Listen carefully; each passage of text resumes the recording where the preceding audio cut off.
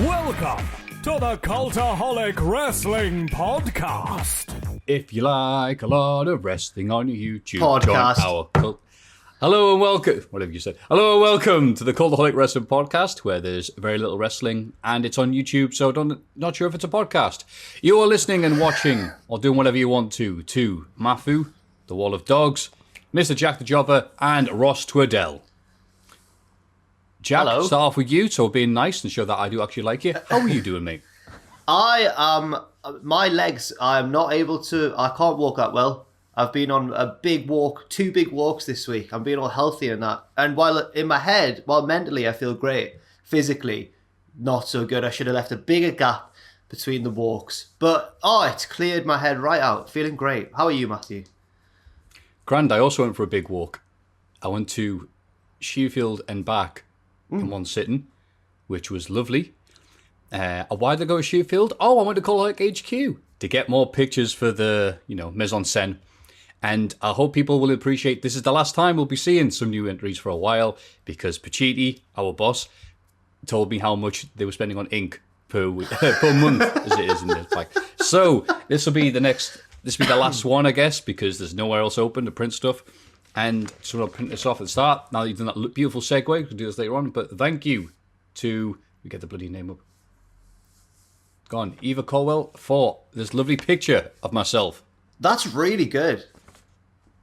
Wow. Nice? Wow, the dogs are restless as well. The attention to detail. It's the little things. Right, You look Eva like- Stoffball, I should say. I beg your pardon for mispronouncing. You look like John everybody Lennon. else. That's right.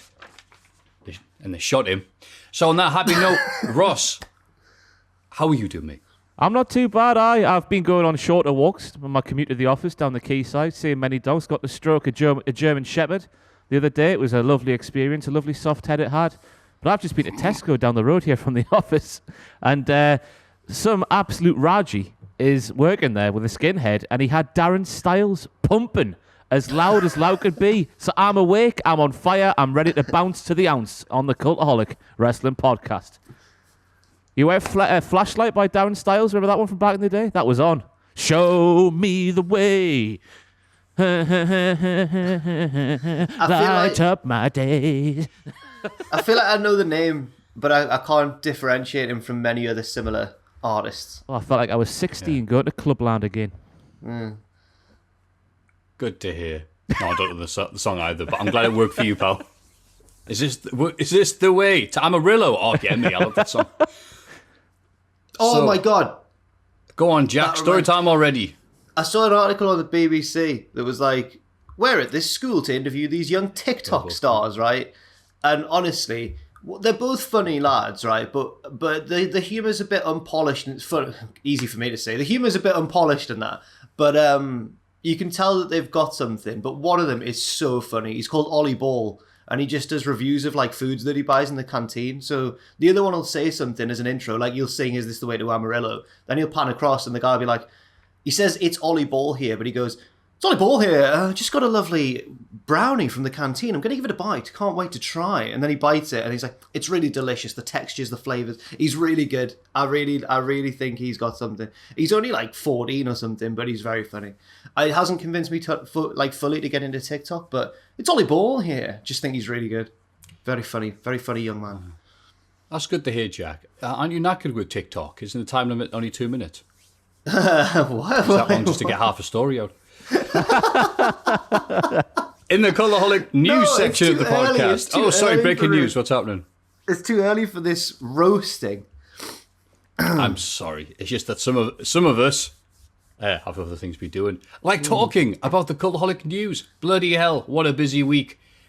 Kane, the Great Khali, and Rob Van Dam announced for the WWE Hall of Fame. A busy week for the Hall of Fame, unlike us three lads last week during this podcast.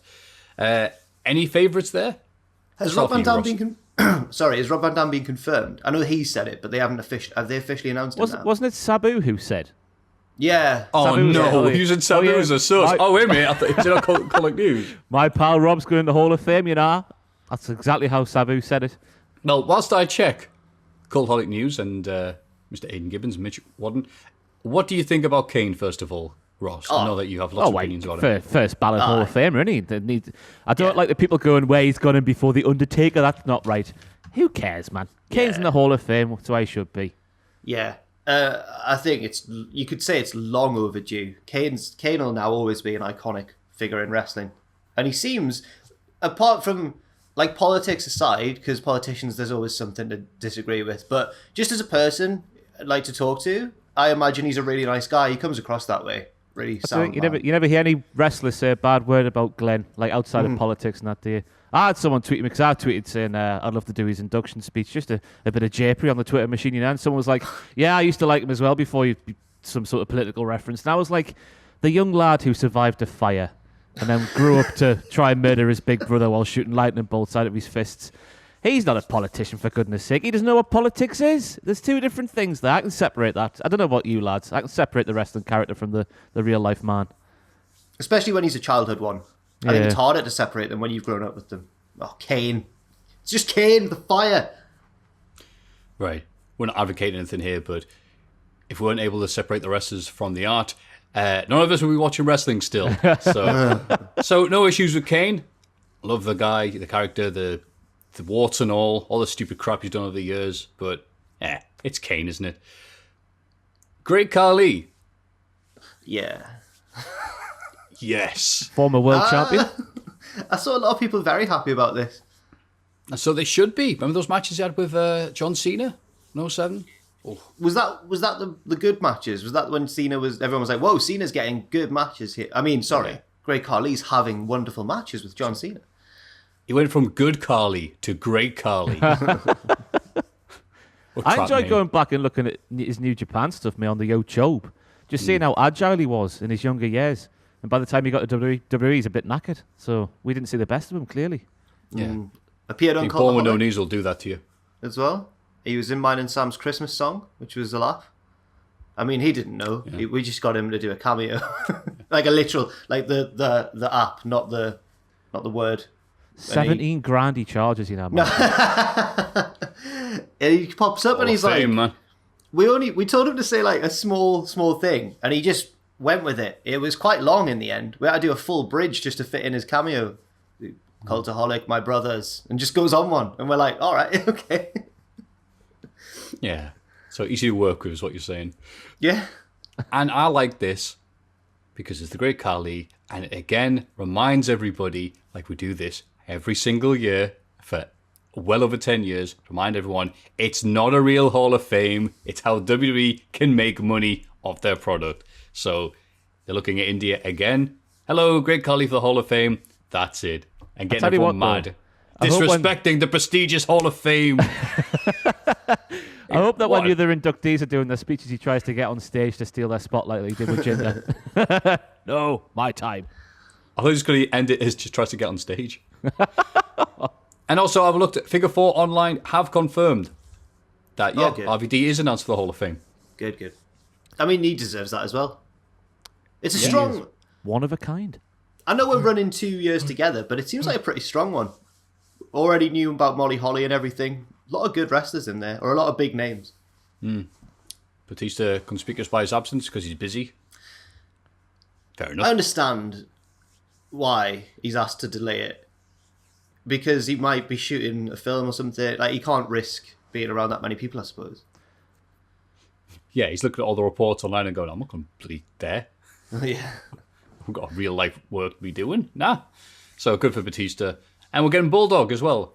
Obviously, it was confirmed last year, but now actually happening. So, yeah. Good Hall of Fame. No pressure for later on, lads, eh? Moving on. Cody and Brandy Rose getting a reality show spin-off. As announced on AEW Dynamite. Presumably because they got bored of taking shots at Raw and NXT. And now moving on to taking shots at Total Divas. Cool. So, hey, they missed the boat with the name, I think. Total Nightmares it had to be, surely, if they're going to take shots. What is the name again? It's Roads to... Oh, bollocks, I forgot. Roads to Nowhere. Max and Paddy. Paddy and Max. I just imagine them driving a caravan at the start. Brand at the end, best of all, we don't pay council tax. Yeah. It's Roads to something. Really I've forgotten likable. completely what the name is. Okay. Well, tune in next week to see what the name of it is. There we go. Is this the road to cereal. Amarillo? Biggest news this week, Andrade asking for his release and getting it. This obviously happened last Friday.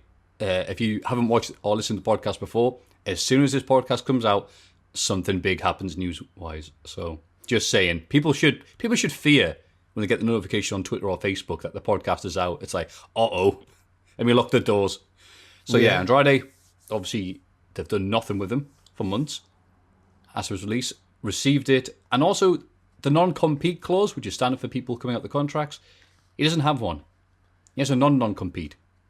And this kickstarted a chain of rumours that Charlotte demanded that Andrade be released from the WrestleMania, from the contract, and she will not do WrestleMania as a result. It was a weird series of events where lots of people online are very critical of people like Sean Ross Sapp and Ryan Satin and Meltzer going, oh, this make it up. And then someone went on 4chan and posted something, and there seemed to be a lot of people going, aha! This must be true. Yeah. So it was weird. And then obviously it's emerged now that Charlotte has COVID, which got a red name drop on Raw, so you know it's serious. And still very curious, but for good reasons, for Andrade from getting a non-compete. But yeah, what an absolute waste of talent that was. I can't believe it. You know, it's like when a football team lets go of a player and you can't believe it. Like, you're like, what? And then they go on to do well at the next place. He's so good. He does not just at wrestling. He is very good at wrestling, but he looks the part. Even though his English is improving, but even though he's not got the best English, he's still. There's a difference between like promo skills and charisma. I think a lot of people forget, and he's got so much charisma, even if his promos were never the best. But just pair him up with Zelina Vega again, or Thea Trinidad. I think it was Ross who suggested that, mate. Was that on the news with me? I'm not the only one. It was just a main event. True. A main event tandem, wasn't it? Right, to be exploited on the main roster, but they never did it for whatever reason. It's a very strange turn of events how things have panned out with those two.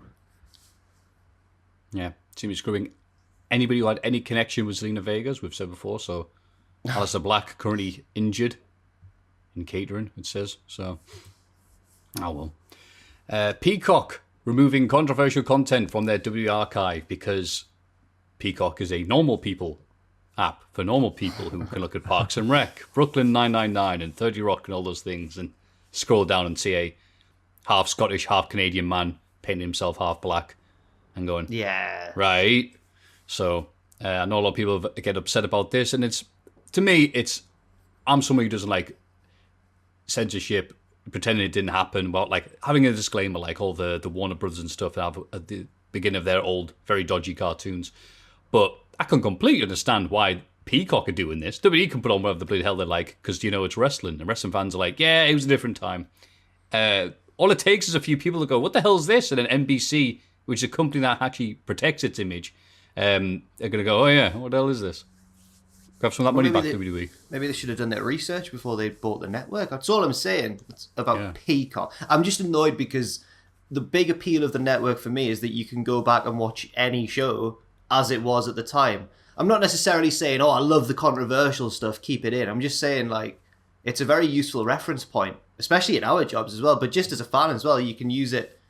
Like, the archival stuff is so much more of an appeal than the current stuff, even with the network for me. Yeah.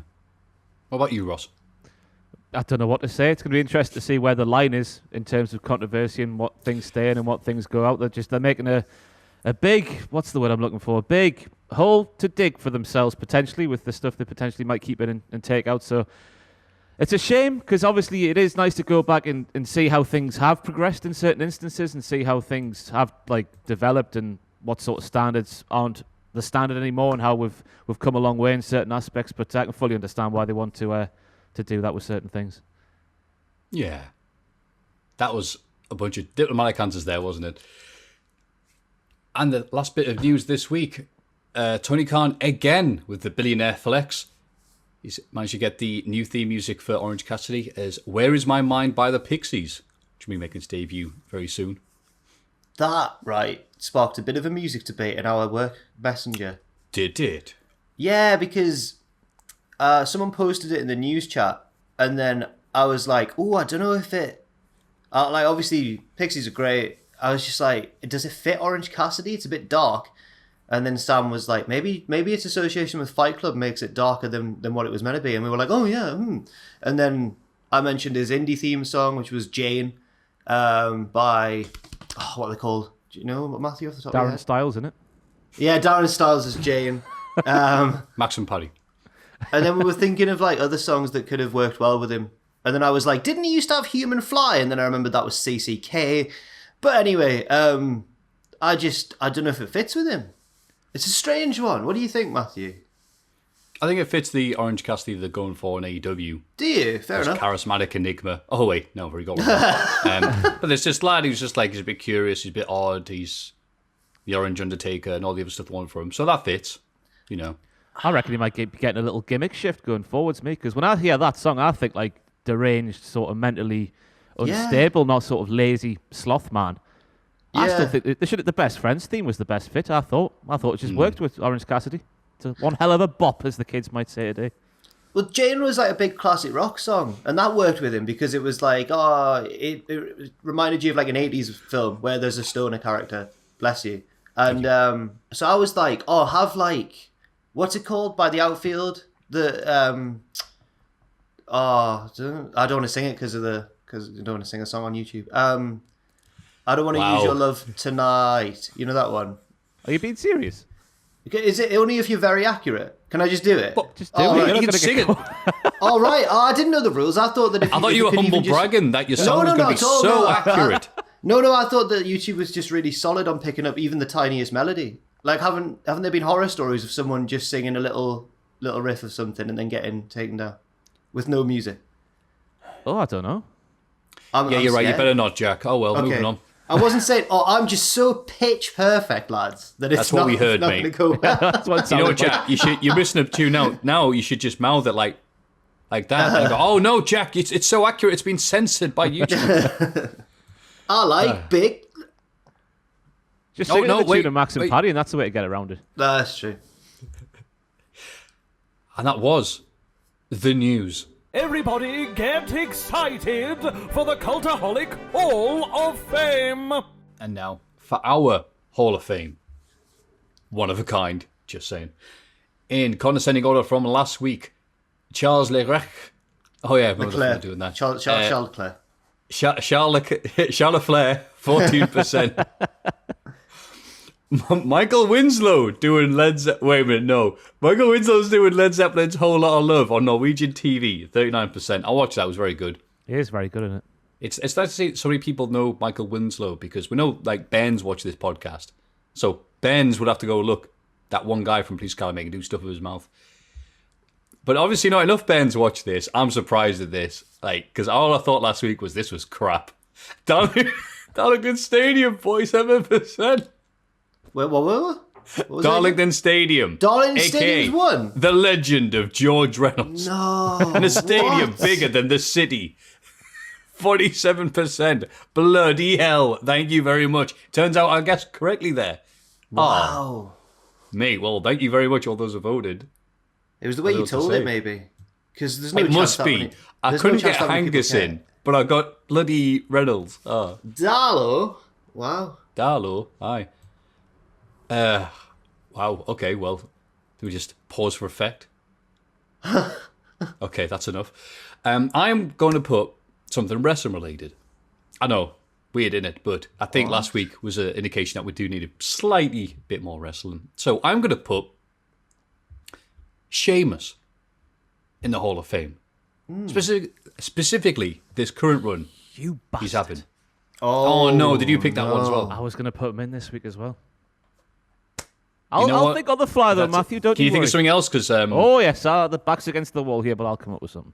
I'll think of some other local legend. I'll put Raul Moat in or something. No. Yeah, do we honestly sell merch with Moti on it? Because I swear that Pacitti poster for his live streams has got Moti on it. No. I swear to God, if Which that's got his the Pacitti Mania thing, like Yeah. the festival sort of poster. I'm sure it says Moti. Well, That can't be in reference to Raul Moat, the guy who shot a policeman in the face and shot a woman. Has it got names of like subscribers on it or like regulars on his Twitch? I just think it's like all the stuff he was doing as part of the streams. I don't know if realm mode was a thing. Guaranteed he's got like some guy in his Twitch chat who's an Uber fan whose name is Moti. Yeah, there is. He comments. He comments on our streams before. Yeah. There's a guy called Modi. No. He'll always comment stuff saying like, "It's Gaza. I've got some chicken" and stuff like that. Oh, I see how it is. References to Modi, of course. What a fun time that was to be living in the Northeast. Sorry to take another detail here, but yeah, what an incredible, weird, scary time. I had my little Ford Fiesta searched in case I had Moti in the back. I feel like once every sort of 20 episodes we just reminisce about realm mode. It really was a crazy time, though. I mean, the spotlight was on the region fully. Couldn't believe it. Hey, I was scared to go outside in case he was walking down the street. That story of the news reporter walking down the street at night in Rothbury, like 5 miles from where I was living, just walked past him. Oh, could you imagine that? Yeah. Whew. I know. Sorry, Sheamus for the Hall of Fame. Sheamus. That's what we'll do. We'll run out for 5 minutes and say, yeah, Sheamus had a good week. Next. Yeah, Sheamus is... When did he come back? Late last year. And all he's been doing is... Considering... He used to be in a tag team with Cesaro, and all the reports were because he's knackered. He's spent. He needs a tag team partner. They had Big Show come in as a 3-person thing. Poor Sheamus. Oh, he needs a walking stick and all this. No sign of that Sheamus since last year. All he's been having is bangers on Raw, bangers on the network specials. Sometimes I forget not to call them pay-per-views. And yeah, he shouldn't be having this. He should be at home. Some Bovril, some Worthington Originals, and Emmerdale Omnibus. But here he is every week, pumping them out. And I mentioned offhandedly last week about putting Sheamus in. And a guy called Jared Konatsa said, I agree that you should put Sheamus in, because one time I saw him on the street at work or whatever, and he was getting into his car, and I was like, oh, hey, I waved. And apparently he got out and was like, hey, how you doing, pal? Took a photo of him, even though he was clearly late and clearly he'd be elsewhere. I just want to point out that Sheamus was a nice guy that one time.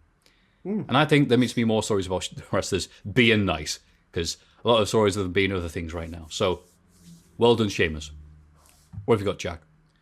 I'm going to go for a wrestling one as well, actually. Oh, no. By the time this podcast goes out, my video, my greatest of series will have gone up this week. So I can talk about it. It's about Shawn Michaels this week, as we head into WrestleMania season, of course.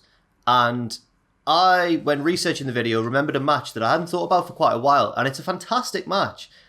It's not often remembered as one of Michaels' greatest matches because it's a Survivor Series match, but his performance in it is outstanding. It's Team Bischoff versus Team Austin from Survivor Series 2003. So that match is my pick for this week's Hall of Fame.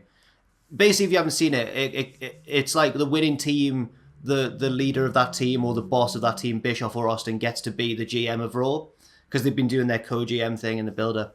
And Austin picks Michaels on his team, because it's Shawn Michaels. And it ends up being like Michaels against 3 of the heels. And it's not just any heels, it's like Jericho, Christian, and Orton. And it's just, it's such a good story, so well told. So if you've not seen it, please do watch it. I've not got anything else to add to it, really. That's my pick. Team Austin versus Team Bischoff. It is a good match. I'll give it that. It's probably the highlight of that show. If you don't like blood, don't watch the match. That was the closer. All right, Ross, what have you got? I'll go for a wrestling one as well. And No. a triple header for wrestling this week on the Wrestling Podcast. When was the last time that happened? Someone let us know down below, because it must have been a while ago. I'll go for Kane. He's in one Hall of Fame this week. Let's get him in ours this week, because I don't think he's in there. And he has to be, sure. I don't think he is. I don't think I've ever nominated him for the Hall of Fame. If you've not nominated him, then I haven't. Yeah. I've said many times, one of my favourites growing up, just because I was so scared of him, and said he's just got to go in our Hall of Fame. As we spoke about earlier, a lovely, wholesome man. Susie Kennedy, once revealed to me that she fancied Kane when she was little. Did she remind him of you? Mystique. Masked Kane. No, she said it was because of his. I think she said it was because of his massive arms. I was like, fair enough. Yeah. Did have big arms, didn't he? Oh my god! In the late 90s. I tell you what, When people speak about Kane's physique, they always go to 2001 when he just went. Maybe it was then. Yeah. Go to 99 when he leaned out. I thought he looked incredible there.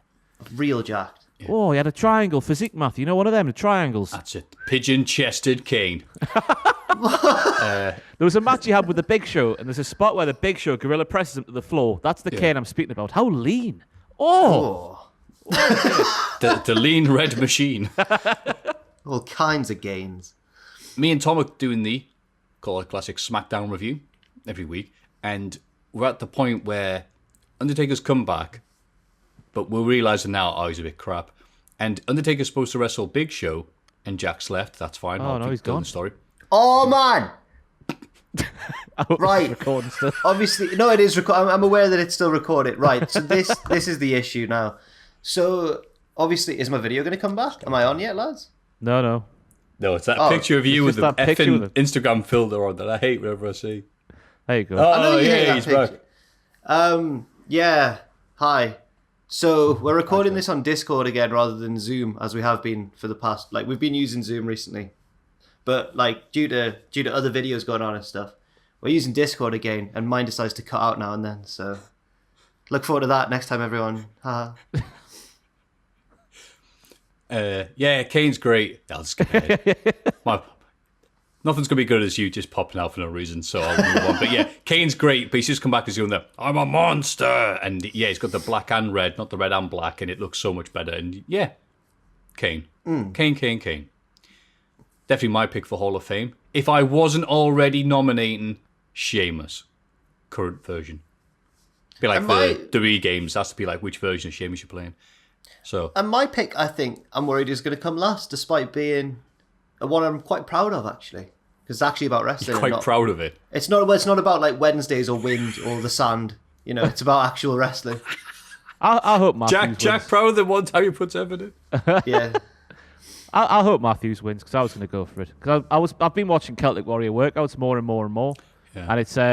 you can just tell that wrestling's taken a horrible toll on Sheamus' body. And then he's had there was the 3 matches on Raw. He had the match against Drew McIntyre at Fastlane, then he wrestled again against Bobby the night after and had a competitive match there. He's defying all of the odds. Yeah. Yeah. But also Kane is nice.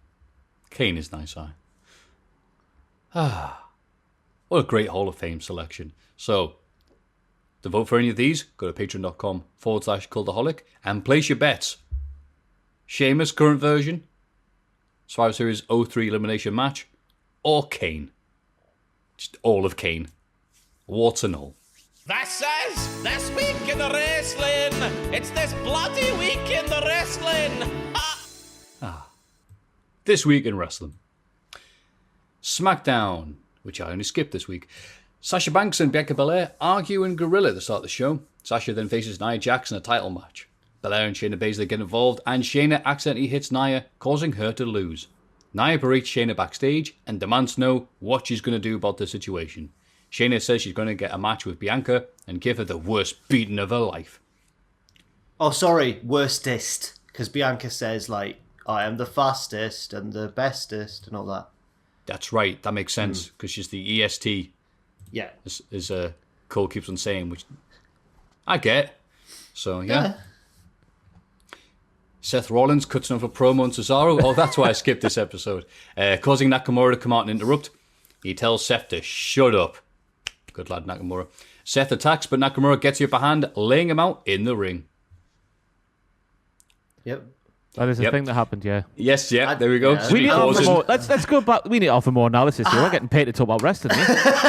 I wasn't a fan of that Bianca Belair promo to Sasha Banks where she was moaning saying, that's a bad decision you've made there, putting your title up against Nia Jax. I was thinking, Bianca Belair, you silly, silly woman.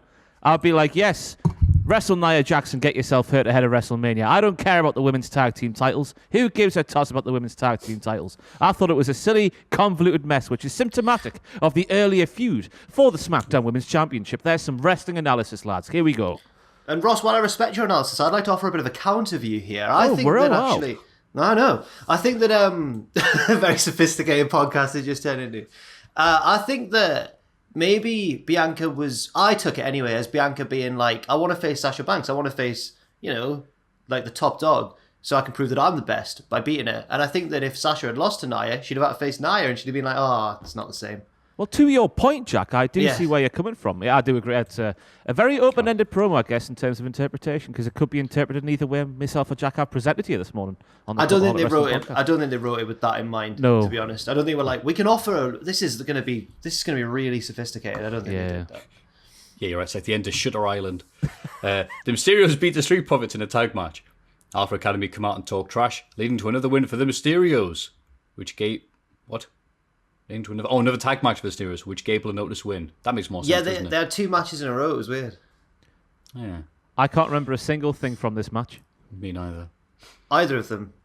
Because there was. I remember the Dirty Dogs being on commentary and Michael Cole getting the name wrong. You're the top dogs, guys. Because you're the top dogs. You're not sleazy middle-aged housewife shaggers.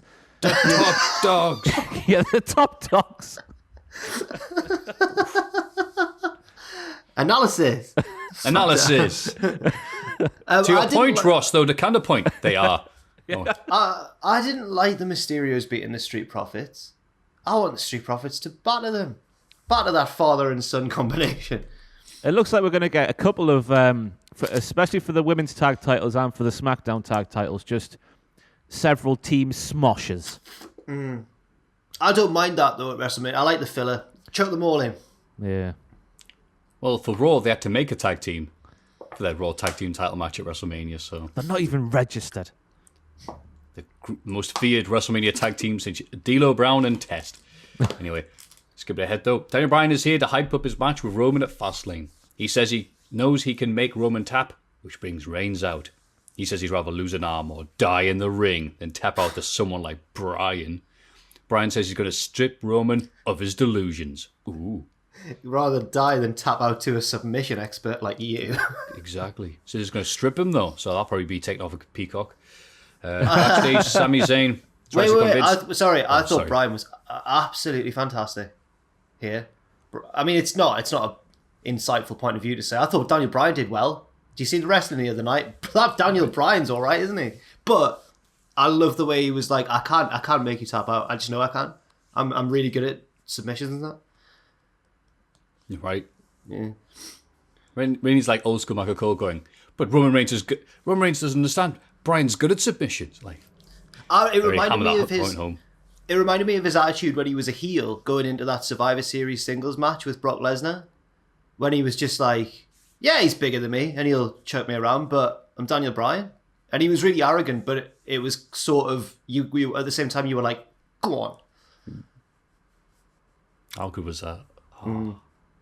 Backstage, Sami Zayn tries to convince Kevin Owens to be in his documentary. Owens doubts his conspiracy-obsessed ways, so Sami invites Owens to watch his match against Corbin. Sami loses the match after the ref catches him trying to remove the turnbuckle pad. Afterwards, Owens tells him he needs to let it go. Sami hits him with a haluva kick and storms off. Hits him. How unrealistic is not the word. This? So go on. Hits him is not the word. Ooh, my voice went there. He hoofed him right in the back of the head. It was absolutely fantastic. But this entire thing, Maffew and Jack, it would appear to be setting up a potential WWE appearance for one Logan Paul. And I know we're not the target market here for Logan Paul, but I don't want Logan Paul on me wrestling. I can see why WWE would want to, because obviously he's one of the bigger YouTubers in the world ever.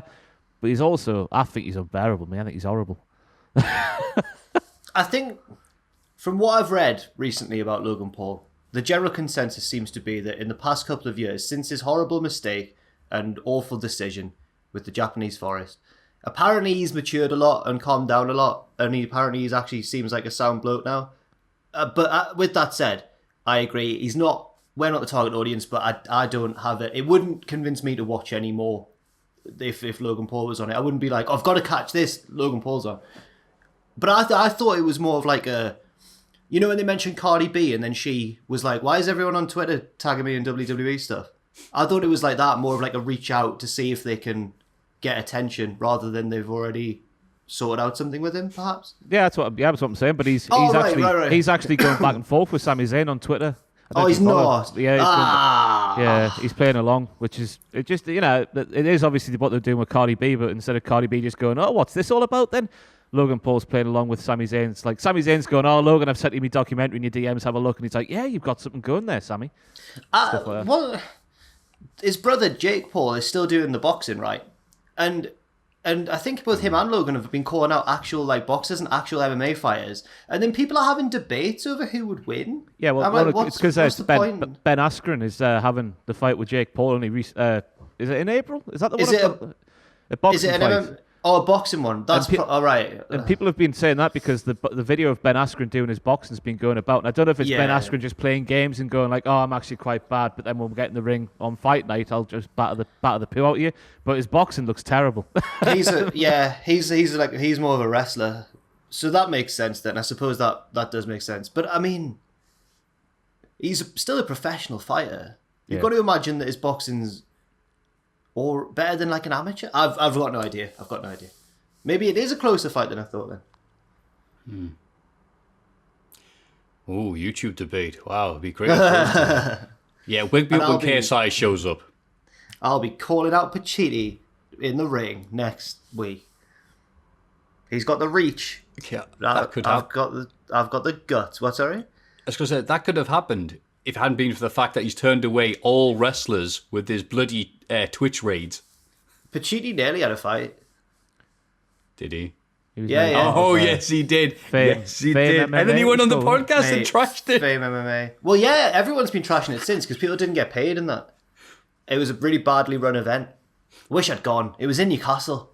Yeah. But, it happened, didn't it? it happened, yeah. It happened. MC Harvey beat Dapper Laughs and everything, yeah. Yeah, honestly. Dapper Laughs is going to get his head kicked in. I would have gone. Dapper Laughs lost to MC Harvey, and I thought Dapper Laughs would win just because he's a younger man. But apparently MC Harvey just absolutely had him on toes. The main event was meant to be Scotty T from Geordie Shore against someone, but then Scotty T pulled out. I was just like, it's in Newcastle for no reason now. Now that big Scotty T's not involved. Never mind. Americans now are just Googling Scotty T. Don't do it. Please don't Google Scotty. Wait, you hear that noise? Millions of Americans typing up Scotty T. Last time I was in... You know when you go... Have you ever been to Spot White after a night out in Chinatown? No. The pool hall. Okay. You go there and it's like the weirdest mix of like creatures of the night because there's like people who work in bars who've gone there after their shift because it's open until like the morning. So you've got like bar workers who have just come off shift and just want to get hammered. You've got like strippers from the strip club who are just knackered and just hate the world by this point of the night. And then you've got like Scotty T just goes there quite a lot. So I was there once and Scotty T was there. Everyone's obviously going over being like, Scotty T. And the lad I was there with was like, go and show him, go and try and get him involved. Go and try and network with him. I was like, no, I'm not doing that. No, Scotty T will tell me to absolutely get it. Like, he'll just be like, what are you talking about? I don't know, like, he would see the rolled up sleeves there and he might respect you. I went, oh my God, I loved your feud with The Undertaker. Oh no, sorry, confusing you with Kane. I beg your pardon. What? Sorry for the distance. But yeah, I like the idea of you networking them. It's like, oh, how do you get this? It's because of the... No, I was drinking with them. Okay. Anyway, yeah, the thing here is with Sami Zayn and Kevin Owens is the fact that apparently WWE are trying to tell us that there's a wrestler on the roster who doesn't believe in a conspiracy. Don't be daft. Biggie and Apollo have a split-screen interview ahead of their Fastlane match. Apollo insults Biggie, who gets in a golf cart and drives through the venue looking for him. He finds him and beats him down until officials separate them. That was nice. Yeah. I'll wait there. I'll come get you. Oh yeah, will you? Yeah, I will. Next week starts with Apollo Crews like still going around on the golf cart 'cause he got away, didn't he? He yeeted away, as the kids would say. Yeet. I tell you what, I wouldn't want to do golfing right now, but I would like to go on a golf cart. Just drive around a golf course. I've never been on a golf cart. Yeah, never been on one either. That's the next video. First one when we're back. Yeah. No reason for it. Golf cart karaoke. Nah. Yeah, But just see how long restless we can play on the golf course so they realise we're not playing golf. We're just driving around going, yay! try to make a golf cart drift on the 9th hole. Then we do pure jackass one. Yeah. Oh, yeah. Yeah, and then nearly die also. Anyway, Bianca faces Shayna, but both their partners walk away from the ringside area as the match goes on. Natalya and Tamina interrupt the match and beat Belair and Baszler, and there must be a that can't be right, can there? Like, wait, there was no Reginald? He was on spa break. Day, yeah. He was on spa day. Cucumbers on his eyes. Had a lovely time. SmackDown was worse off without him there, though, to be fair.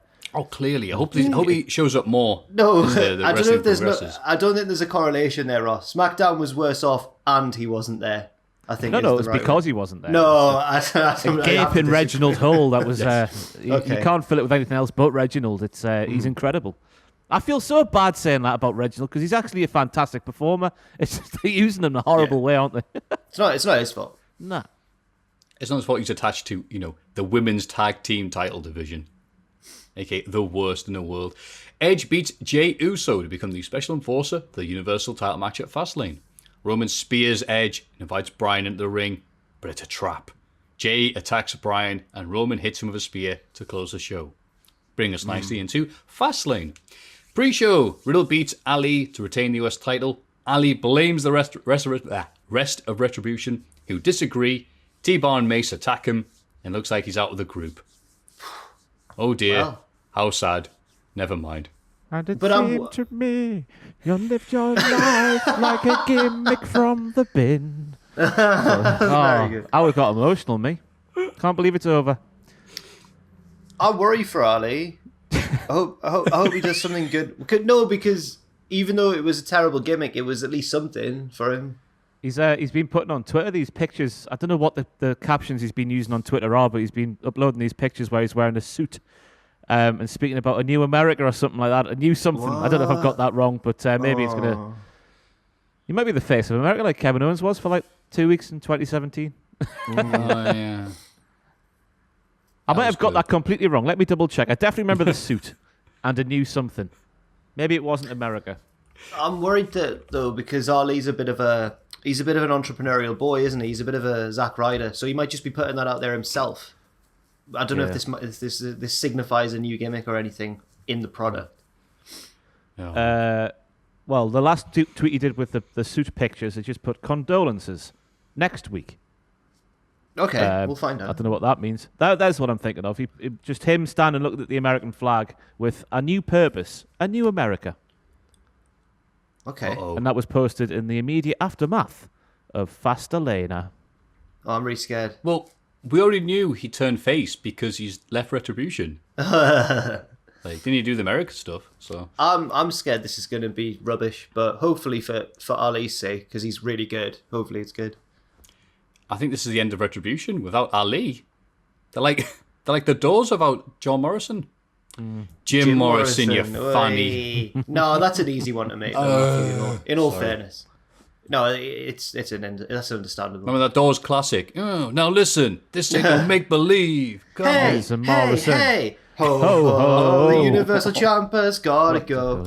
I preferred that one, the second one. Hey, hey, hey, ho, ho. Or to make the new one. Yeah. Hop, hop. What was it? Hop, hop, ho, ho? I thought we just saw a snippet. I thought the next week we're going to get the full. They full played vid. the chorus, didn't they? I can't remember what it is, which probably signifies it's probably not the greatest hit so far. Nah. Yeah, I saw it and then skipped ahead. So, whatever it was, I'm sure it was better. Banks and Belair almost win the tag titles. Was my formatting done here? While It you're says Banks and Belair almost win the tag titles, and it goes Taskmaster, it's a knockout. All right, well, paste it. What? Copy pasting Jack's notes has completely ruined my word. Well, anyway, they had a match, and it was all right. It wasn't very good. I surmised that's wrestler A pushing a wrestler into their tag team partner, wrestler B, and wrestler B thinking that wrestler A did it on purpose, even though they clearly didn't. And they know that deep down. That needs put in the bin. And that was demonstrated fantastically in this matchup here. I hate Yeah. that. I hate that bollocks, me. I hate it. I hate it with such a passion.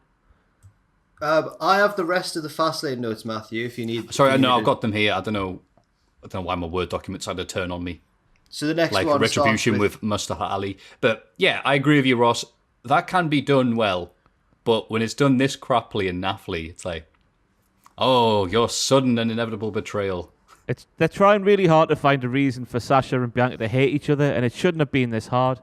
Like, and I don't personally think that Sasha. I don't know if Sasha has turned heel definitively, but it was certainly heelish strokes the way she slapped the piss out of Bianca Belair's face. They didn't need to do that. But I reckon they'll just tell the story of two fantastic wrestlers trying to out-better one another, surely. Would have been Right. just simple, yeah. Read my article. Yeah, but then what would Reginald do, Ross? Look at the big Reginald picture. could do anything. The world is Reginald's oyster. And we have Read to my suck article. it. Go on, Jack. Read my article on cultaholic.com, everyone. It covers this theme. It's all about women. No, like... the women's wrestling divisions in WWE. Awesome. Thanks, Jack. Biggie retains the IC title against Apollo Crews after a weird finish. Crews beats down Biggie afterwards. This was one of the only things people were talking about online, my little bubble, which isn't a good sign. Yeah, they had a bit of a match, and they do... Let's see if I can do it from memory. Goes for a small package. Referee counts 1, 2. They don't move. 1, 2. And then to go for another counter, Biggie bridges. It's like 1, 2, bridge, 3. Okay, cool. And everyone gets up, and it's so awkward. The commentators do not know who's won until Apollo looks miserable and starts attacking Big E. And Michael Cole goes, aha, by his actions, we can deduce he didn't win. Yeah. Complete crap. Why do the announcers not know what match result's going to be? Or what's supposed to be happening right in front of them? So they can give an organic reaction. That's Yeah, from the organic, Jim like Ross, the manure. Jim Ross School of Broadcasting, no? He didn't know. Yeah. He didn't want to know the results in WCPW. You want to know who the wrestlers were, Or the either. names of the wrestlers. No, I'm joking. Who the commentator next to him was. Yeah. So, yeah, this was crap, which is a shame because it was one of the matches I was looking forward to. Yeah, that's life, I guess. Any other thoughts, Jerk? I was surprised that Apollo didn't win, to be honest. I thought they were going to do the title change here after the gimmick change and everything for him. WrestleMania, that's going to happen now. This was setting up a WrestleMania match, I think, and that's where Apollo will do it. Because it's weird how he's gone through this massive change, and I'm liking it, and then he's lost, I think it was the 6th IC title shot in a row that he's lost. So now it's changed, really. Maybe he doesn't deserve any more shots at the IC title. He comes out next week and just speak about it. Goes, oh, you were right, Biggie. Yeah, I didn't deserve a shot. Yeah. Sorry about that. Backstage, an Old Spice representative played by Eric Boogs from NXT. That wasn't his name on NXT. It was Eric Bugenhagen. Bugenhagen. Bugenheim. To his friends. Bugenhagen, sorry. But now he's Living Eric a pineapple Boogs. under the sea. Bugenhagen. That's how I remembered it. But now, Origin phosphorus he can be.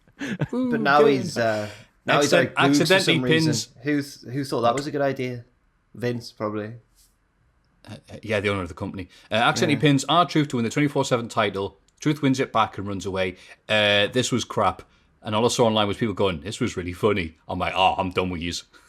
I'm done with reality. No, it wasn't This was good, no. rotten. I do like Bugenhagen though. I like the way the cut of his jib or whatever that saying is. I've forgotten here on Friday morning. I think he's a funny guy, and hopefully that Night Panther thing at the end of the segment was a hint to a new gimmick for him. I'm Eric Bugenhagen, the Night Panther. Okay. I love that they Night got like, Panther? Peacock doesn't want any of these outdated stereotypes, this offensive racial comment, and they got Curtis out going, oh, like that, mate. Right? Just saying. Yeah. Shane McMahon can't face Strowman after apparently injuring himself in training. Elias asks Shane if he can perform at WrestleMania, so Shane brings him out for a preview in the ring. He then reveals that Elias is a replacement against Braun tonight, who squashes him in a few minutes. I can't believe they bait and switched at Braun and Shane. I can't believe Braun was alright I with don't it. care. They could do what they bloody like. I can't believe Braun was alright with it. Because Shane's just weaseled his way out of the match with Braun, and then Braun comes out, and he looks a bit annoyed, but he always looks a bit annoyed, and he just stands across from Elias waiting for the bell. He doesn't chase Shane. I didn't like it, guys. What a weird week it was for that match. It was announced on Raw, Yeah. then it was called off for a few days, then SmackDown it was back on. Saturday morning, me and Sam did a news video. It was still on. Then I went and checked WWE.com's preview, the official preview for Fastlane, and it was off. And then the kickoff show for the pay-per-view itself, it was back on. I hate it when they do that, when they know they can't put on a match, but they advertise it anyway, and then just do some bollocks in the middle of a show to just call it off. I just don't like that at all. Don't like that bollocks at all. And yeah, that belonged on Raw. What happened on Fastlane, I thought. I genuinely think that what's happened is Vince has accidentally booked it for Fastlane, but he meant to say WrestleMania. And then when they've gone, Vince, we got that match sorted for Fastlane, he's gone, oh, no, I meant WrestleMania. Well, he wouldn't have said that. He'd have gone, why, damn it? It's for WrestleMania. Oh, that was good, that. Yeah. I felt I was seeing your small throat. Oh. I was seeing him lifting the weights like 2001 Kane this week. Yeah, I don't care though, Ross. Neither do I really. I just want him to retire. I thought it was impressive that he had that thing on that looked like it was attached to his sack, to his grapefruits. He was like, whoop, whoop. The genetic jackhammer. Well, yeah, massive grapefruits. Yeah. And talking about that and Vince's old balls, which are probably down by his feet by now, I was more interested in talking about that segment. Yeah. Seth Rollins beats Nakamura to set up an eventual clash with Cesaro. This was just cool. Rollins does the thing to set up Cesaro, beats his former friend. Unbelievable tacos. that kick that Rollins did, where he like caught his other foot and then swung his other foot round. Woof. Lovely. No doubt someone in the comments will tell me, well, such and such did that for 25 years. I've never seen it before, and I thought it was fantastic. I was going to say, Ross, it's funny you bring that up. Someone in the comments, loyal Patreon subscriber Loki, was mad at this Rollins specifically, saying, how dare you steal my stuff. Oh, no. Loki does every kick under the sun. How can I was going to say, one of them gets taken? No. Fellow tape trading expert Jack is also on the ball here. Yeah. Oh, shut up, Maffew. Hayabusa Phoenix Splash. No, I'm saying we're agreeing. Fellow tape trading expert. Yeah, you know what I mean. Well, I've never seen a VHS tape in my life. Not have you not? Traded one. No, I have, of course. I have. Not even like a copy of Beauty and the Beast or anything like that. Yeah, I have. Yeah. Sing-along edition. Yeah. Okay. I love this. Again, it's a chemistry. I try and get something there, and Jack's like, "How dare you?" I'm like, "No, I'm trying to be nice." You went fellow tape trading expert, the jobber. Yeah. Why don't you tweet about Japanese wrestling again, Jack? So that's me taking the piss, but yeah. The other one was supposed to be honest. But yeah, low key, of course, is borrowed some moves like Hayabusa's Phoenix Splash and Kawada's kicks every match. For him to say to anybody, "How dare you take my stuff?" is hilarious. And one of the reasons why we can't help but stare at Loki and go, "Ha, funny man." Yeah. Any thoughts on this match, Jack? I thought it was a good match. I agree with Ross. I like the kick as well. What do you think of Seth Rollins' return? Because I don't think much of it. I think it's all right. Great, me. I think he's hilarious now. He's playing up to that. No, he went through a period of time when he was a babyface and he kept doing interviews and he kept putting his foot in it. He's playing up to that and making it funny and looking fantastic while doing so. The suit game is fantastic. Suits are nice. I found his stylist on Instagram, and I feel like I want to approach him with a video idea where he dresses me up. So I would like to see what he would offer in his expert opinion, what I would look good in. If Seth Rollins was good in that, I look like Mr. Blobby and stuff like that. Would be fantastic. Blobby, blobby, blobby. Another Adam Pacini reference there. That's his thing, isn't it? Oh, that's no. Hang on. Pacini's not taking that. It's just, how dare you? Well, no, it's just the 90s is Pacini's thing, isn't it? Anyway. His suits are amazing, you're right. And I would like to see you, Ross, go meet his dude, Chris Stylist, and go, getting dressed up. And even if you did have the Mr. Bloyd modulator, he'd still be cutting better promos than Rollins. So, that's not true. This first half or so, say a half of the Fastlane show is... fast? Yeah. Slow lane, more like... And then it went up a bit. I thought it was really fast. I thought everything in the first half of the show felt really rushed.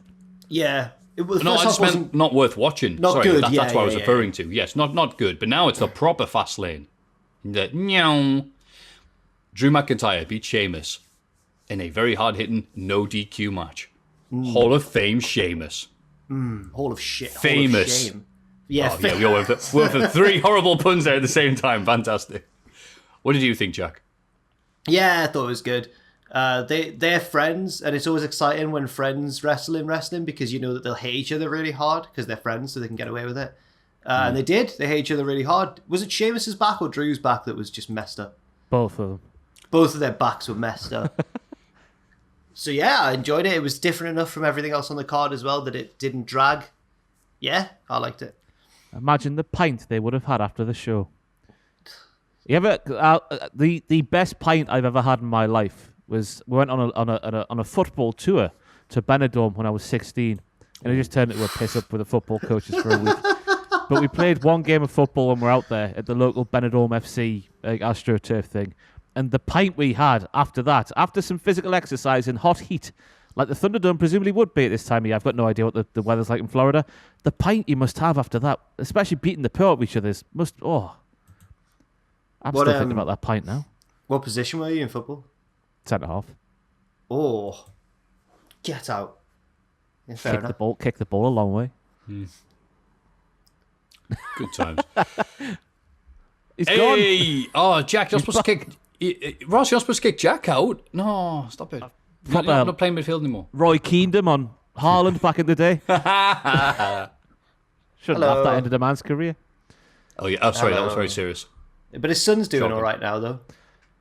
I love that, me, because all the Man United fans want to sign him, but his son's like, nah, Roy Keane's a bit of an arsehole. Yeah. Alexa Bliss. Oh, sorry, pal, go on.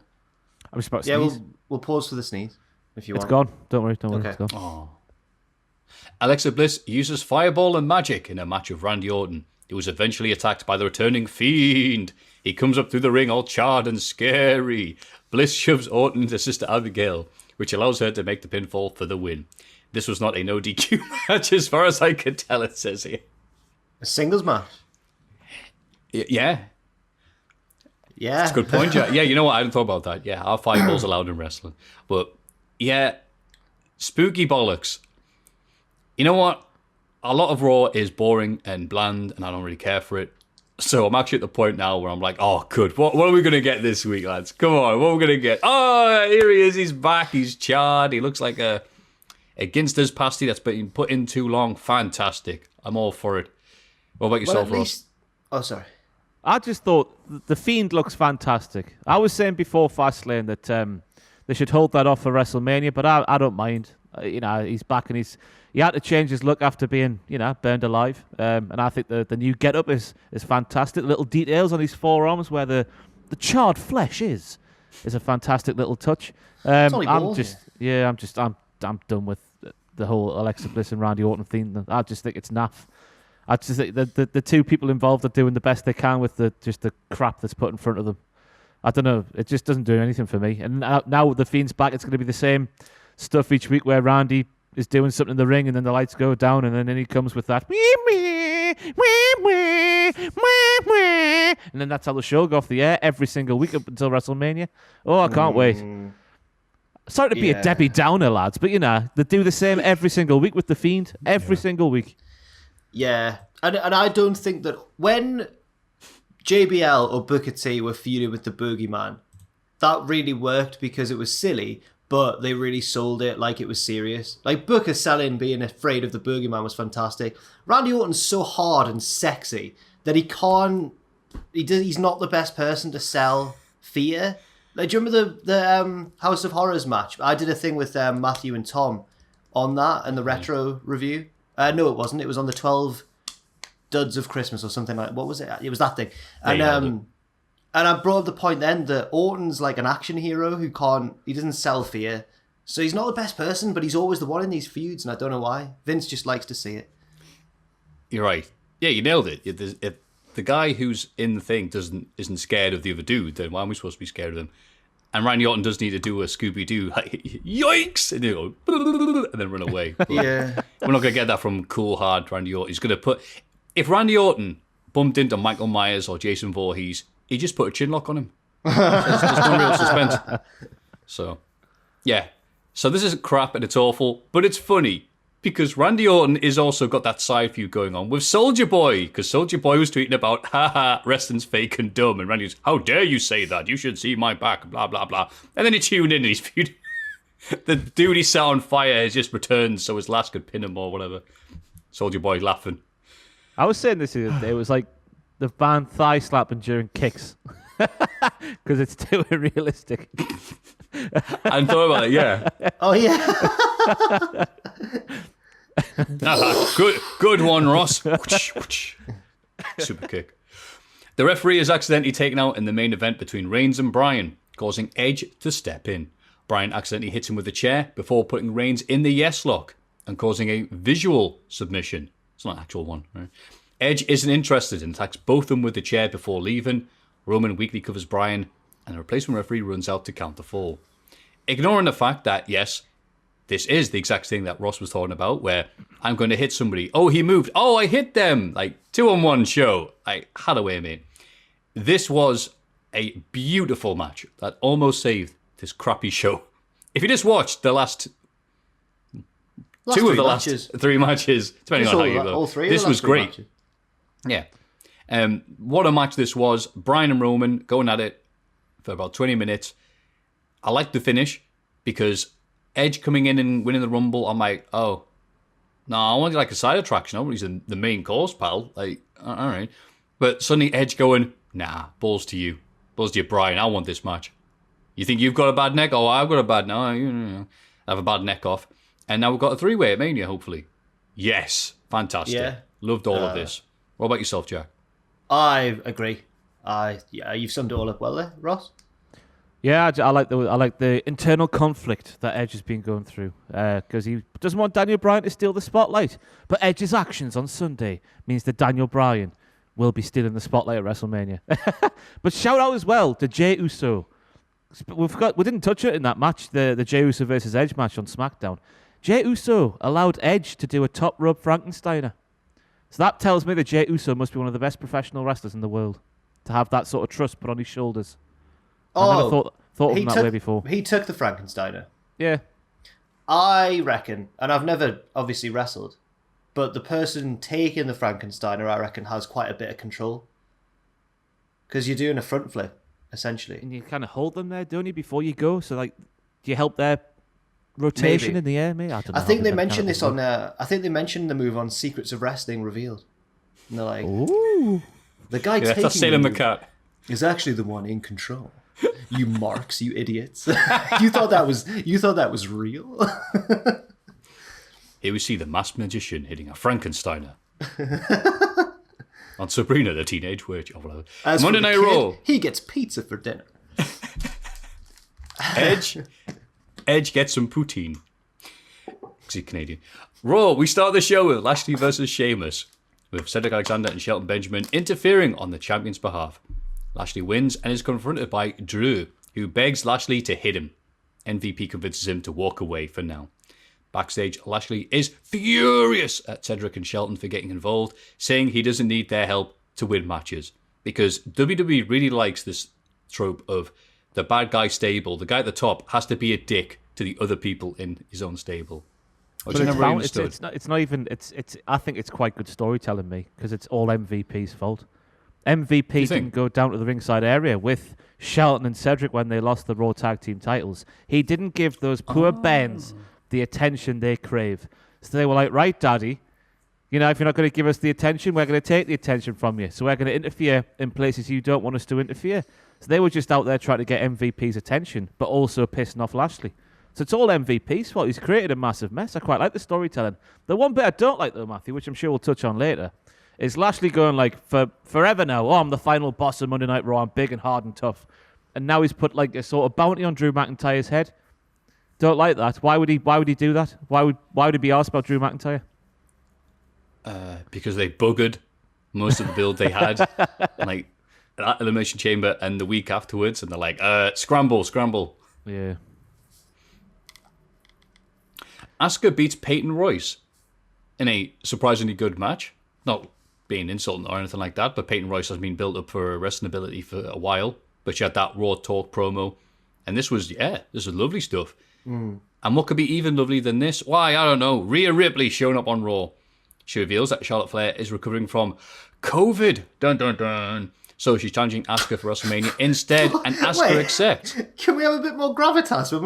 What? Oh, it's the fact that this... Oh, yeah, sorry. Oh, they said COVID. I've got you. It's the fact that they acknowledged it. Until recently. Go on. I just thought you were just making light of the past year, but no. No, I'm not. I understand what you're doing. Sorry. No, it's my fault. No, it's my fault. Yes, it's where my head's at. Yeah, I should be all right. But, like, yeah, they said COVID. Said someone's got COVID on Raw. They haven't done that. The second time? Drew McIntyre was the first, yeah. Drew McIntyre got a promo from home, didn't they? I'll tell you what I did enjoy about this, though. Second. Rhea Ripley was obviously a babyface in NXT, and then this was it wasn't really babyface or heel the appearance. But obviously the news reports over the past week or two has been saying that Rhea Ripley has to be a heel on Monday Night Raw for some reason. I don't know who's been reporting this, but it has been in the news, I think, hasn't it, Jack? I think so. I think I've seen that. And it's clear that it's true, because after this appearance on Raw, Rhea Ripley took to Twitter and out of nowhere tweeted, "Your peasant opinions mean nothing to me. I take what I deserve." Where's that come from? You peasants. And she even put King Rhea. I never cared about any of you. the devil emojis there as well. So it's like those reports are obviously true. Your peasant opinions mean nothing to me.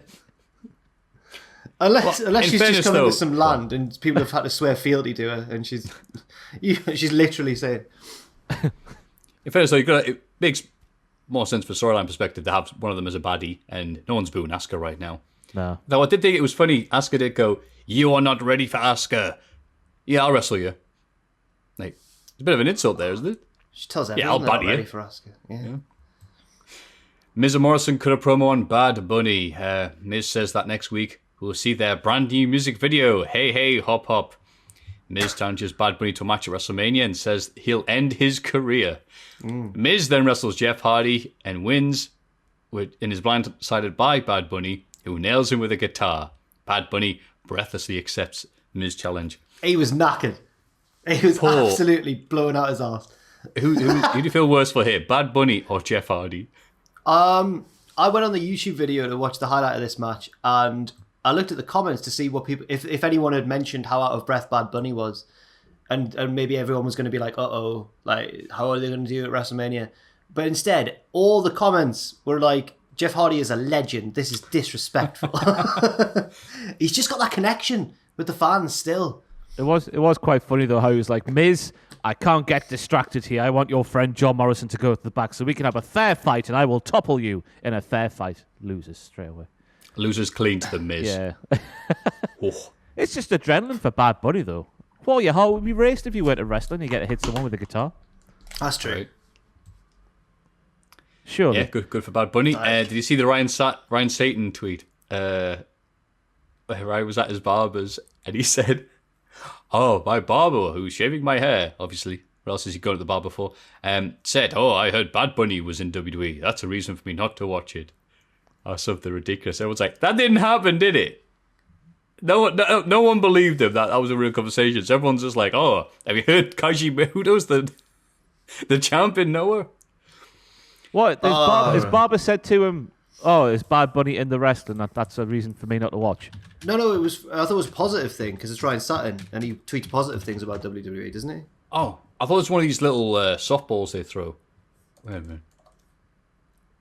I'm finding it. Don't worry. Wait, it's just all people. Oh, there's people on Twitter change their name to Ryan Satin's barber. Oh no, talking about Ryan Satin's barber, people roasting him. Can't find it. But Ryan Satin now has Is more he followers deleted than me. Ryan Satin's got more followers than me. Disgusting. Well, are you in WWE yet? I was going to say, No. I would expect him to have more followers than all of us put together. He's tweeting about how it's mean that everyone's ridiculing him for it and saying that it's like... Oh, it's going to love this then. He's saying it's hypocritical in mental health and that. It's not that serious, Ryan. Come on. Oh, okay. It must be. Yes, Here it is. you're right. I Why would I think Ryan Satin would tweet anything any WWE? Yeah, of course, you said that. And again, Oh, sorry. I was going to read it. I got my beard trimmed today, and when I told the barber I covered WWE for a living, he said to me, "Isn't Bad Bunny in WWE now? Seeing him on there has made me want to watch again." To be honest, Maffew, I can see that conversation. I can see that. Can you not? Barbers make endless small talk, don't they? Just chat any old bollocks. Honestly, and my barber's right. He once told me that they'd had a WWE ring announcer in there when they'd been doing a house show in Newcastle. And that's true, and that's more unbelievable than Bad Bunny's, than Ryan Satin's story. I feel bad in my barbers because I went to a new barber's last year. No. And she tells me that someone who works, because I said, well, I do wrestling YouTube and that. She's like, oh, someone who works for your company. They've got the office in Gateshead. He comes in here as well. And I haven't got the heart to tell her the drama. Well, you see, there's actually 2 wrestling YouTube channels in Newcastle. split down the middle. I don't want to tell her all the drama, because I'm like, oh yeah. Betwixt by the Tyne. She's like, that sounds like a lot for Newcastle. Why is that? Do you need to? Anyway, yeah, just look, Ryan Satin. Again, that's why I thought he's saying anti, because sometimes there's little softballs throw. Let's never do the train noise again, and someone's at him going, oh, what's the matter? Your barber not like trains? I believe it. I don't see why people don't believe it. Again, yeah, it just shows how negative I am when I see stuff like that and I laugh. But It's anyway, not just, sorry. Oh, there's loads of people calling him out for it. I mean, maybe it did happen, you're right, but the way you tweet it, you're like, And then everyone in the barber stood up and cheered. Started serving McFlurries to himself. AJ Styles cuts a promo alongside Omos, but they're interrupted by the New Day. They try to convince Omos that AJ is holding him back, and ask questions to reveal that Styles knows nothing about his partner, including his favourite wrestler. It's Andre the Giant. Should have been Kane. Kofi faces Styles and wins after Woods distracts AJ by playing the trombone and playing AJ Styles' theme. The New Day were mean here. They really were. Yeah. But it was good crap. They were calling AJ Styles a little man. 7 foot tall Xavier Woods calling someone a little man. Oh, It's not very nice, is it? no. They were bullies here. And I mean, no, they weren't bullies. They were just a New Day, weren't they? AJ's been nasty to people recently, so it's fine. No, it's all right, though, because you know why they're being like that? Because they're fellow gamers. Okay. And they That's love right. Mr. and Mrs. Yes. Mr. and Mrs. They should do a WWE version of that, shouldn't they, really? AJ and Omos should have done the thing that EC3 and Daniel Bryan did on NXT and just give the same answer. Steve Blackman, yeah, that's right. Riddle has been annoying people backstage as per usual. Yeah, we know. When Sheamus has finally had enough and hits him with his own scooter. If this doesn't get Sheamus in our Hall of Fame, I don't know what will. Finally. Drew wins a handicap match against Shelton and Cedric, meaning they're banned from ringside at WrestleMania. Lashley wants to find somebody who can actually get the job done and puts the bounty, or a Snickers, in the locker room for anybody who could take out Drew before Mania. Probably could have done without Drew beating, Shelton and Cedric by themselves, but whatever. But it's Drew. They're hurting because their father is neglecting them. I don't know why I keep doing this today. That's the third time I've done Father! it. Their father! I hear you, father. We need a promo from Cedric Alexander from like that sort of vein next week. MVP! You're forsaken me! Shane McMahon and Elias sing a duet called Braun is Stupid. Strowman, no, he's not. Strowman comes out and says he's got a song for Elias called The Man Who Got These Hands. I forgot about those crap bits before the match, and why should you care about it? Because during the match, no one's typed it up in here for some reason, during the match, Braun heads out the ring and goes, turns into a train and smashes them all. And it was great because I put it on my Facebook thing, and then Braun turned into a train. And people were like, what are you on about? And then I had to put it and goes, oh, I thought that was an edit someone like you made. He goes, no, this actually aired. Yeah. I think it's fantastic, mate. He's an actual train. Just change his theme music to the top of the time. Get Ringo Starr in to narrate his matches. Braun and Percy went to the sheds. The troublesome trucks were there. Braun was going to get a push, said the Fat Control. I can't do the accent now. Sorry, that was horrible, wasn't it? Said the Fat Controller. Yeah, sorry. Hello. That'll be on the NXT UK. Yeah. Braun went down the pub. Because he laughed it. Anyway, yeah, Braun is a train. Orton comes out to take care of the Fiend again. He's interrupted by Bliss, who summons the Fiend with a jack in the box. Randy pours petrol over the Fiend, who goes to attack him before he can strike a match. He hits an RKO and goes to leave, but Bliss stops him. The Fiend puts on the mandible claw and hits Sister Abigail before Bliss points at the WrestleMania sign. And it bursts into flames. And how bad is this when it's like, all right, I can put up with the spooky bollocks. I can put up with the Fiend come back to life because now he's on fire. Alexa Bliss channeling the spirit of the Fiend. Petrol getting thrown. RKO's being no-sold. But I draw the line. And even spooky woman Alexa Bliss having the point at the effing sign. Oh, Soldier Boy did nothing wrong. What was that? Someone in an interview last year, so it was someone high up, saying that they don't ever tell the superstars to point at the sign. They all just do it organically. It's because it's untrue. Organically. Fireworks came out.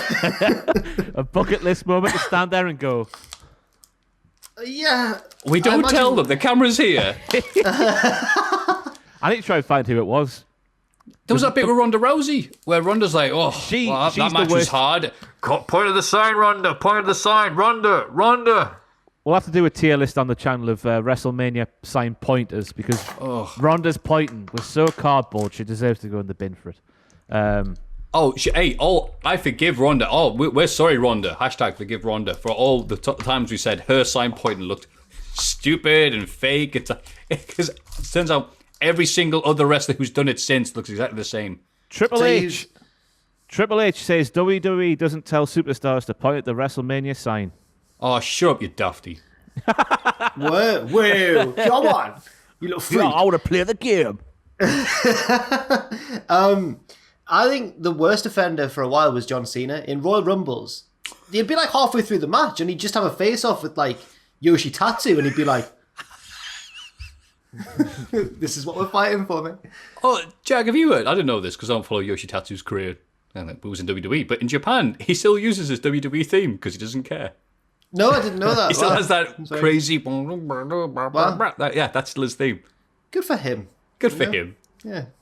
Beating Sheamus in a fight. Sheamus denies, strenuously. But yeah, the best sign pointing moment was Orton and Cena at Rumble 2011. I forget which one it was. But yeah, they stared off. They did the thing. Camera behind them gets both of them looking at it. No reaction from the crowd. Nothing. They're trying to do Warrior Hogan and there's nothing. Never mind. Awesome. AEW Dynamite. Kenny Omega beats Matt Sydal in the opener with Don Callis healing it up on commentary. Probably pointing out that Impact drew their lowest ratings of the year with Kenny Omega recently.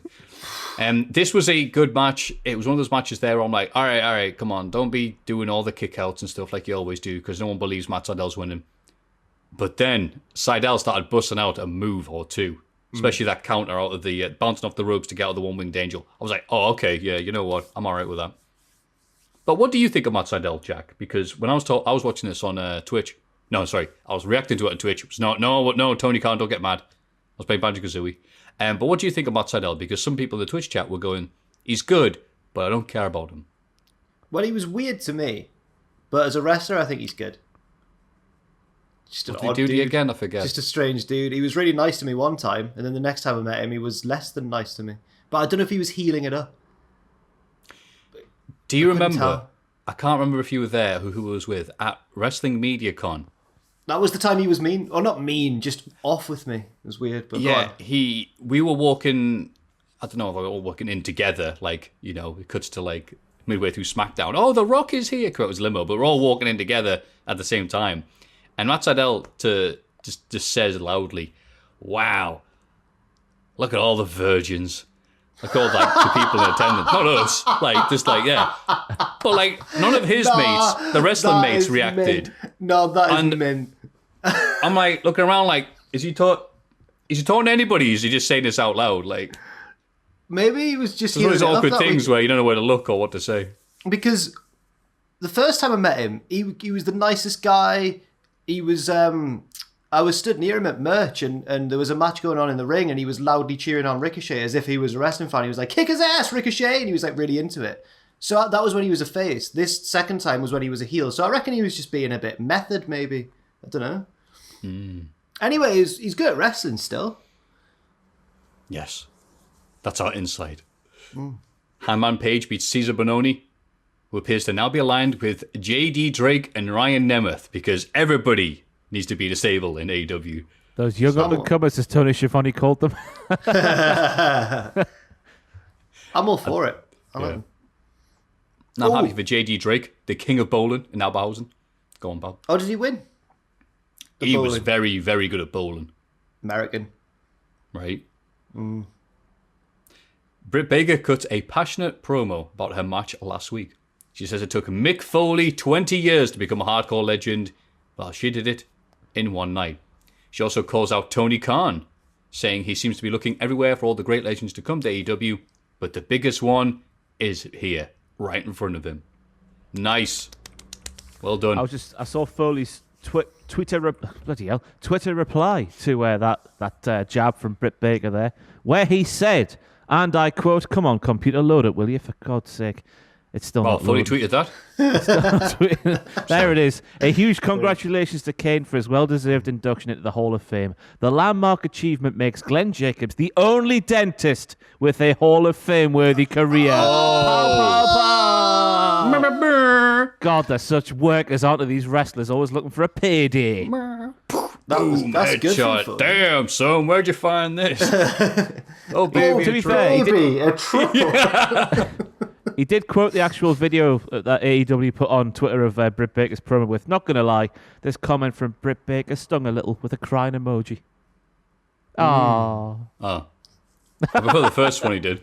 Yeah. So I'm like, Twitter feud, well, legend, it's got nothing to do with the company. Oh, I'm sick of this. And then, Foley says that. I'm like, oh, okay. Well done, Foley. Whoever wrote that tweet for you deserves a clap. And, I thought this was a fantastic promo. Good for Britt Baker. And if she said Mao at one point, I still thought it was great. Yeah. Backstage, Kazarian confronts Christian and asks, hey, remember that ladder match we had for the clipboard? No, he doesn't. He gets asked when the work is actually going to begin, saying as your shirt, it says, outwork everyone. Christian says it'll start next week. He doesn't have an opponent yet. Kaz says, well, I've got nothing to do. Like you on Mondays. And like me, because I'm on AEW Dynamite Dark Elevation. Which I'm like, what? What kind of thing is that to say? There's too many shows. Anyway. Yes, they're exactly the same level, mate. FTR and Sean Spears beat Varsity Blondes and Dante Martin before cutting a promo on The Inner Circle. MJF says he's got a gift for his pals next week because when you're in the pinnacle, you're always on top. Hey, that makes sense. And also, Dax appears to be turning into Perry Saturn. What? He got real close. He was pink and sweaty. Yeah. Facial hair, didn't he? Yeah. I think he's fantastic. His promo on the Santana and Ortiz, when he was like, they've got no salt in them. They're phony. I like them. Did I agree with everything he said. Did having no salt mean that they're fake, basically? I'm guessing No, it means no like cocaine. Oh, right, okay. No, not No really. spice in there. Well, they're a tribute to the 80s tag team, so yeah. But he was saying like this isn't stand-up comedy, this is real wrestling. And I was like, yes! They go hard all day, all night. Because I looked at this spreadsheet and goes, why is there another bad guy stable? And it was like, well, no. These aren't the funny, bubbly guys. These are we're not here to do jokes. We're not here to do stand up, like you said. We're a bunch of dicks. Yeah. And that's it. And it's like, oh yeah, there is a lack of that in AEW. There's all the cool bad guys. These are the bad guys. These are Daniel Craig to these are so you got Roger Moore, right, being James Bond. He's the Inner Circle, right? And then suddenly Dalton comes in and he's headbutting lads. Yeah. It's all gritty and it's like, what's going on? So we just need to wait for what the next one is. They'll be Pierce Brosnan. The charming best and one. Irish. Yes. I love Pierce Brosnan, but he gets apparently he gets some stick from pure Bond purists. What? I know. He's so handsome. But he was in GoldenEye. Yeah. Oh, wait, man. And Die Another Day. This is... Oh, shut up. Anyway, you're annoyed us now. Taz reassures us that Brian Cage has apologised after last week and that Team Taz is fine. And you know that because he has them all lined up and they go, aren't we all fine? And they're like, yes, we are fine. Yeah. Well, only Ricky Starks was, I think Hobbs and Hook were actually fine, but I don't think Starks is fine. Obviously. He is Brian Cage. They're going to break away, aren't they? They are. Oh, I break away like a Toblerone. I think Cage is fine. He thinks everything's back to normal because he was like, who better? Oh no, I thought Cage looked shifty as out. I reckon, just like he was holding it in because he disagreed with Taz so much. He was just like, yeah. Because he said, "Are we all right?" Everyone said yes, but he said, "Who better?" Every week now, I get a tweet from someone with a screenshot of the show saying, "When did Jack join Team Taz?" I look nothing like Hobbs. Sorry, lads. I like that. Cheers. Taz reassures us that Brian... Really bad, really bad, Joe. Really bad. QT Marshall cuts a vicious super... Oh, God. It's all right, Jack. Whatever you said is going to be forgotten next. It's not being as rubbish as this. QT Marshall cuts a vicious shoot promo on Cody Rhodes, saying that he's frustrated at being just known as Cody's friend and deserves credit for all the hard work he does behind the scenes, like get Cody as coffee. He wants an exhibition match to prove he belongs. Cody accepts, but says he's going to hold back so that he doesn't hurt him. And Cody's the good guy here. I'm going to try and win, but I'm just a bit too good, mate. So I'm so excited for a match where Cody Rhodes is not going to do any of his big exciting moves against QT Marshall. I can't wait to see a collar and elbow tie-up between Cody and bloody QT Marshall. I appreciate, because obviously it's clear that QT Marshall does a lot behind the scenes in AEW. And obviously, you got to appreciate the hard work and that he clearly does, because Tony Khan was on Twitter saying he does that. Who might doubt Tony Khan? But QT Marshall is boring. Oh, he is though. That promo was soul destroying to watch.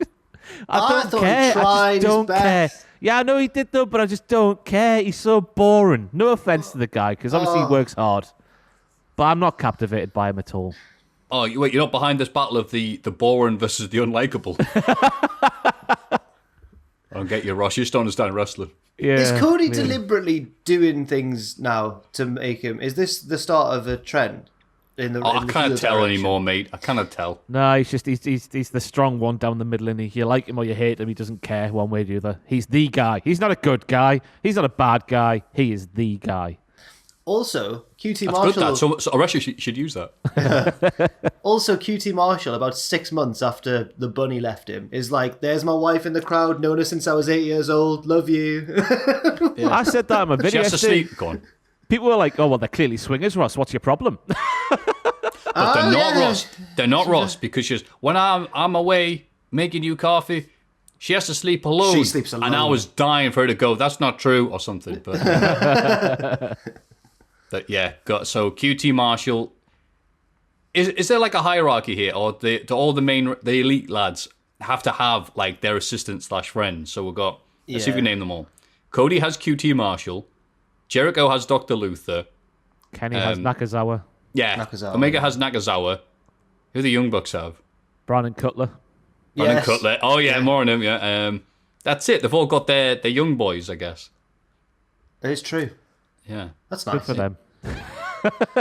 and they're all great. The Lucha Brothers and Laredo Kid beat the Young Bucks and Brandon Cutler. Kenny Omega jumps Laredo Kid afterwards and accuses the Bucks of not caring about him. Oh, and Jack hated that so much he left. When he took a huge risk in joining them to set up AEW, he gives them one last chance to too-sweet them, but they walk away. The Lucha Brothers blindside Kenny and leave, so the Good Brothers come along to help him to his feet. And later on a promo from one of their homes, John Moxley and an injured Eddie Kingston make it clear that the war Gallows and Anderson isn't over. They don't like the Bucks, but Moxley says he owes them one if they saved them last week. And again, the highlight of the show was Eddie Kingston going, "This ain't New Japan. This ain't 6 years ago." I'm like, thank you. Oh. Don Callis is abrasive. Yeah, abrasive. Which I looked up, and by the way, that is a word on Urban Dictionary, which describes someone who sends like horrible emails and horrible DMs. So maybe Kenny said the right word there. Oh, like abrasive. Like abrasive, email. yeah. Right. Oh, I didn't think I'm using the wrong word because he talks crap anyway, so... Wow. Oh, sorry. Matthew's in character. This is Matthew's opinion of NXT Twitter. and AEW. Will like balance it out gradually over the months. Again, I like AEW, but not all of it. I'm here to watch the wrestling. I'm not here to drink the AEW Kool-Aid and go, "Yay! The Elite is so great. When they're super kicking referees, it's so cool and likable." Matthew likes I like things when your back book comes out and says he's got so much... until they're too popular. And then he's like, "Oh, That's exactly right. Everyone likes it, so now I just like it. I like the bit where the really likable Young Bucks come out and brag about how rich they are. I can relate to that so much because I'm making so much money off these pins.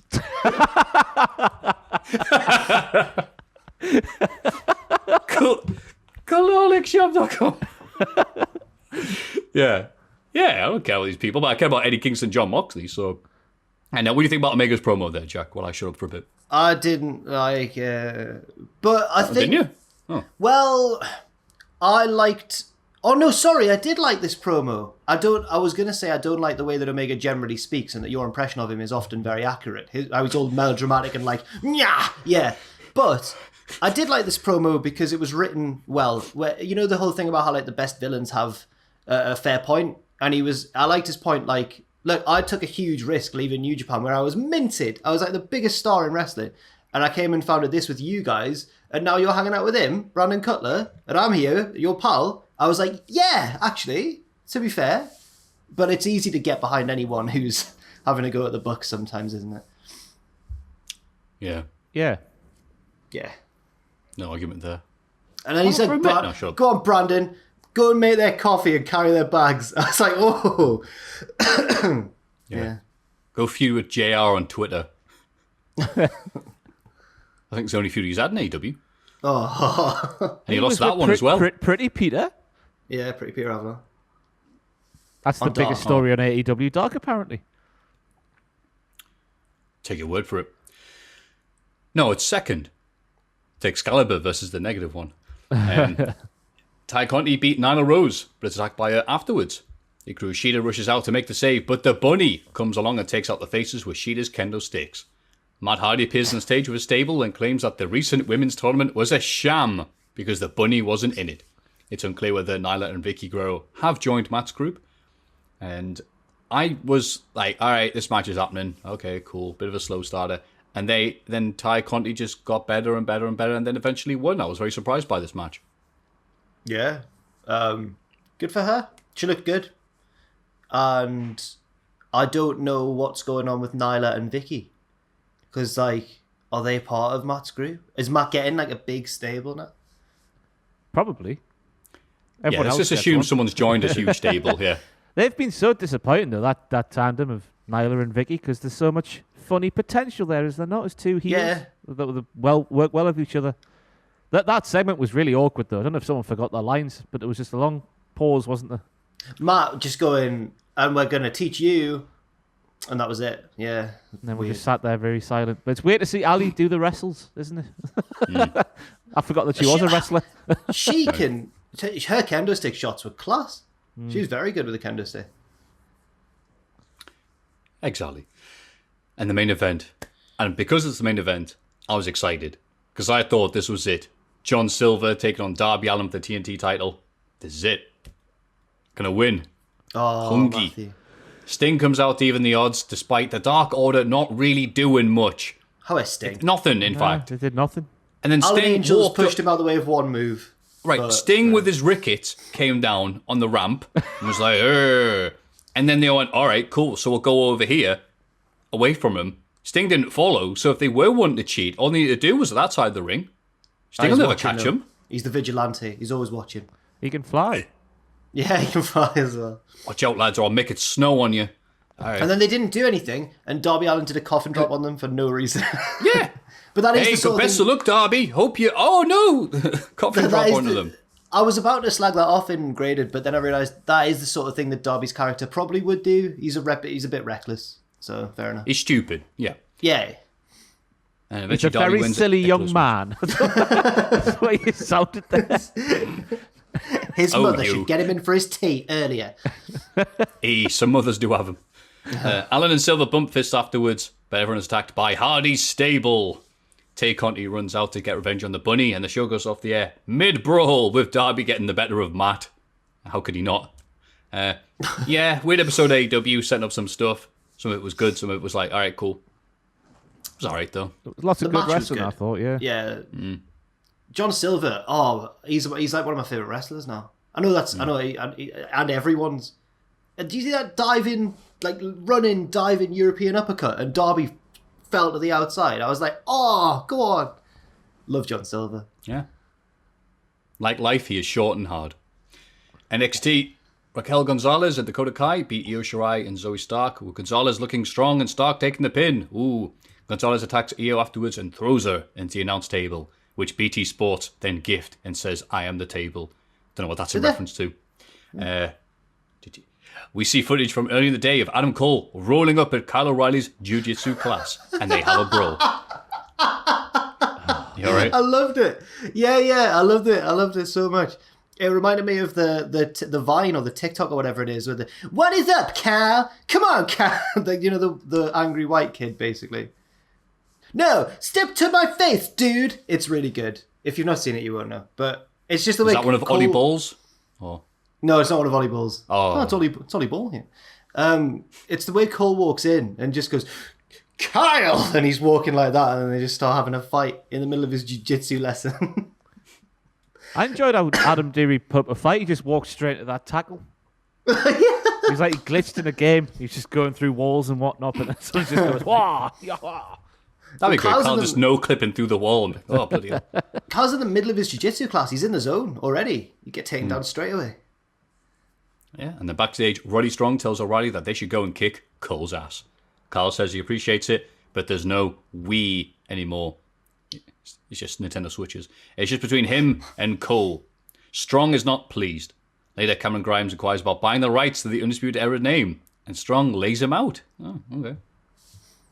He's confirmed that's real, by the way. His gimmick, that he actually did buy some GameStop stuff. And he's actually rich. Yeah. Oh. So good for him. Good for him. Play Cammy G. Bronson Reed beats LA Knight in only Knight's second NXT match. Yeah. Yeah. I'm getting EC3 vibes. Remember EC3 on NXT? No. Aaron Cross faces Oney Lorcan in a hard-hitting match while taunting him about injuring Danny Burch. Ooh, that's not nice because that happened in real life. And cuts a promo on Finn Balor. Balor arrives and tells Cross he's going to beat him at Take Hour because Cross fights with anger. Whereas Balor's learned how to master his emotions. It says here, it's very anime. Yeah. You know what isn't anime? Volta facing Drake Maverick and beating him by referee stoppage in about 30 seconds. Ciampa comes out and challenges Walter to a UK title match at Take Hour. Imperium beats Ciampa down and Walter chops the life out of him before accepting. I mean, Walter doing stuff? Yay. Ciampa, he's 35. I was just about to say that, Maffew. I could not believe that when I got myself on Wikipedia yesterday. 35? What do you mean? He looks 45, What do you mean? 50. Have you seen the man? Wait, but how was that evident in this segment or something? What was it? What's the I don't know his hair why, grows. but it just seemed older. Right, his look. Yeah, his look. Yeah. Right. He's always old, but this week he was older. Okay, I see. I think because Ross pointed out that he's a few missed beards away from being the guy at the end of Home Alone with the shovel. Yeah, it's not the hair, is it? It's not the shaved hair. He looks younger when he's bald. Yeah. Yeah, right. It's the grey and the beat and the wildness. Yeah, Right. And the fact that someone says he idolised Triple H so much he's turned into him. I think it was Boss Moss, thank you, pal. But yeah, so I'm excited but also worried for Ciampa. Because just Walter's just, Yeah, surely Ciampa won't win that match. Surely. It's got to the point now where I cannot wait for someone to beat Walter just for the next episode of the podcast. Just to see Maffew's is that reaction. it? Right, is that it? The one thing I hold. The only thing I genuinely like in WWE want me to match. I would love it. Yes. Love it if Rampage beat him. Yes. I would love it. Don't you dare bring up the Keegan promo for this. Rampage is going to throw Walter into the core of the earth. He's going to batter him. And I kick out love a two. Rampage. Rampage is a lovely man and a hard. I've never liked your Rampage. I faked every handshake. How can you not like Rampage? I tell you what, When he's taking on Walter. out of all of the wrestlers that we met back in the day at the other place, he was the most nervous I was meeting someone because he just has that aura of being someone who would hate us and our profession. But then you meet him and you talk to him and he's a lovely fella. Just lovely Yorkshire, the Yorkshire man. Hey, up there. Not quite like Yorkshire. Not like Andrew levels of Yorkshire. I think I've told this story before, but I was on our very first show. Obviously, meeting a lot of new people anyway is a bit of an unusual situation. When they're all wrestlers who are all weird or cool or whatever, like loads of different personalities, it was a bit of a strange day. And I was out the back of the venue because it was just like a tiny warehouse. And I was stood out the back. And Rampage was out there getting ready for his match. And he walked past me as his music was playing. And he just looked at me and went, do I look cool? I went, yeah, you look cool. And he's like, cheers. And just walked into the match. And I was like, you big ledge. I just think he's great. And it made me feel at ease because I didn't know him. And he's a big hard man. Lovely guy. Thanks, Jack. All right. Cheers. Emma Moon and Shotzi Blackheart retain the tag titles against Mercedes Martinez and Alia before getting confronted backstage by Candice LeRae. Any thoughts? Well, you didn't say anything, Maffew. So I don't know what, I was going to see if everyone was paying attention to us, to be honest with you. Sorry, there's a lot of words there. Before being confronted backstage by Candice LeRae and Indy Hartwell. Well, I'm glad they didn't lose the tag belts yet. I'm glad they found another pair of challengers. It's not the most compelling stuff, but at least they're finding things for now. John Devlin beats Kushida despite the efforts of Santos Escobar and his stable. Kushida attacks Wilde and Mendoza afterwards while Devlin and Escobar argue in the ring.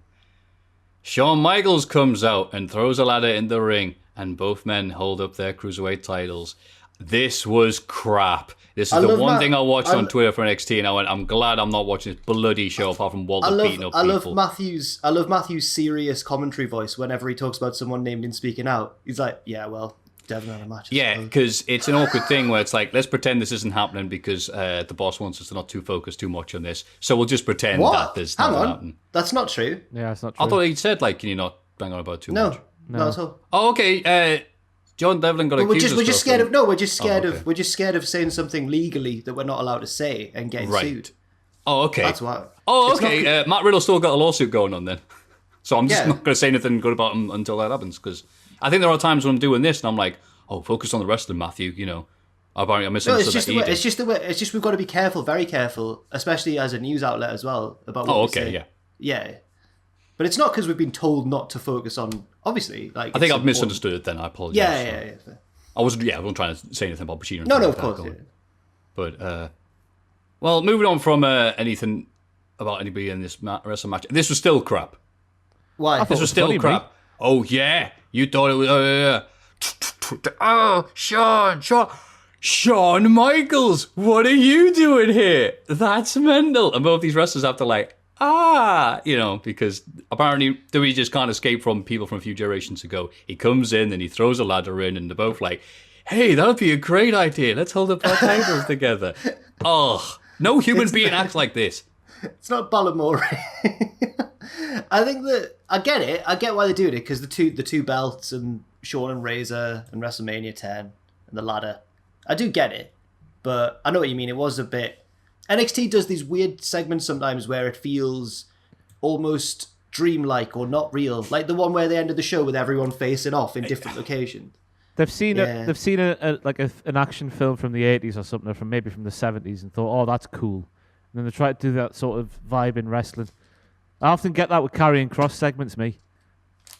I don't know what feeling it is. I don't know films enough to say what it is, but I know what I'm saying in my own head, and I'll run with it. I agree, Ross. I'll just talk to myself like an old sad man. Yeah. And again, as people keep pointing out, like, why don't you watch NXT? Because it used to be not like this. It used to be not what it is now, which is Raw, but black and gold. And with a worse budget. So, no, I'm not like, oh, wow, that's slightly different brand. Get in. I still think it's different. I watch SmackDown. Regal brings out Cole and O'Reilly to sign a contract for an unsanctioned match at TakeOver. They both do, while cutting promos on each other. Cole says Kyle made him realise he didn't need the Undisputed Era anymore after Kyle failed to win the NXT title and tried to befriend Finn Balor. Cole has realised he's nothing more than a sidekick and a lapdog. O'Reilly says that he's the only member of the Undisputed Era to emerge a better person. He sold his soul for the group, and now he wants it back. Cole flips the table to end the show. I thought this was excellent. Promo from O'Reilly. I thought it was really good. If it happened on a different brand, you'd be like, this was mint. Walter, mint. Yeah, I said about Walter anyway. Well, yeah, you would, to be fair. But honestly, I think this was really good. Yeah, I like the promo that I saw. It's a shame that O'Reilly's saying this while looking like, I think it's Boss Moz or Local Soundwave who said this, the bully in a Nickelodeon show. What about you, Ross? Any thoughts on NXT or This is going to be a one-off, hopefully, but I've had 3 or 4 videos to do in a short space of time, so I missed NXT this week. Even though I've had a full extra day to prepare and see it, I've missed it this week. So I saw the Shawn Michaels bit, and I saw the Karrion Kross bit, and that was it, I think. And Tommaso Ciampa looking old, that was it. So I assume the rest of it was great.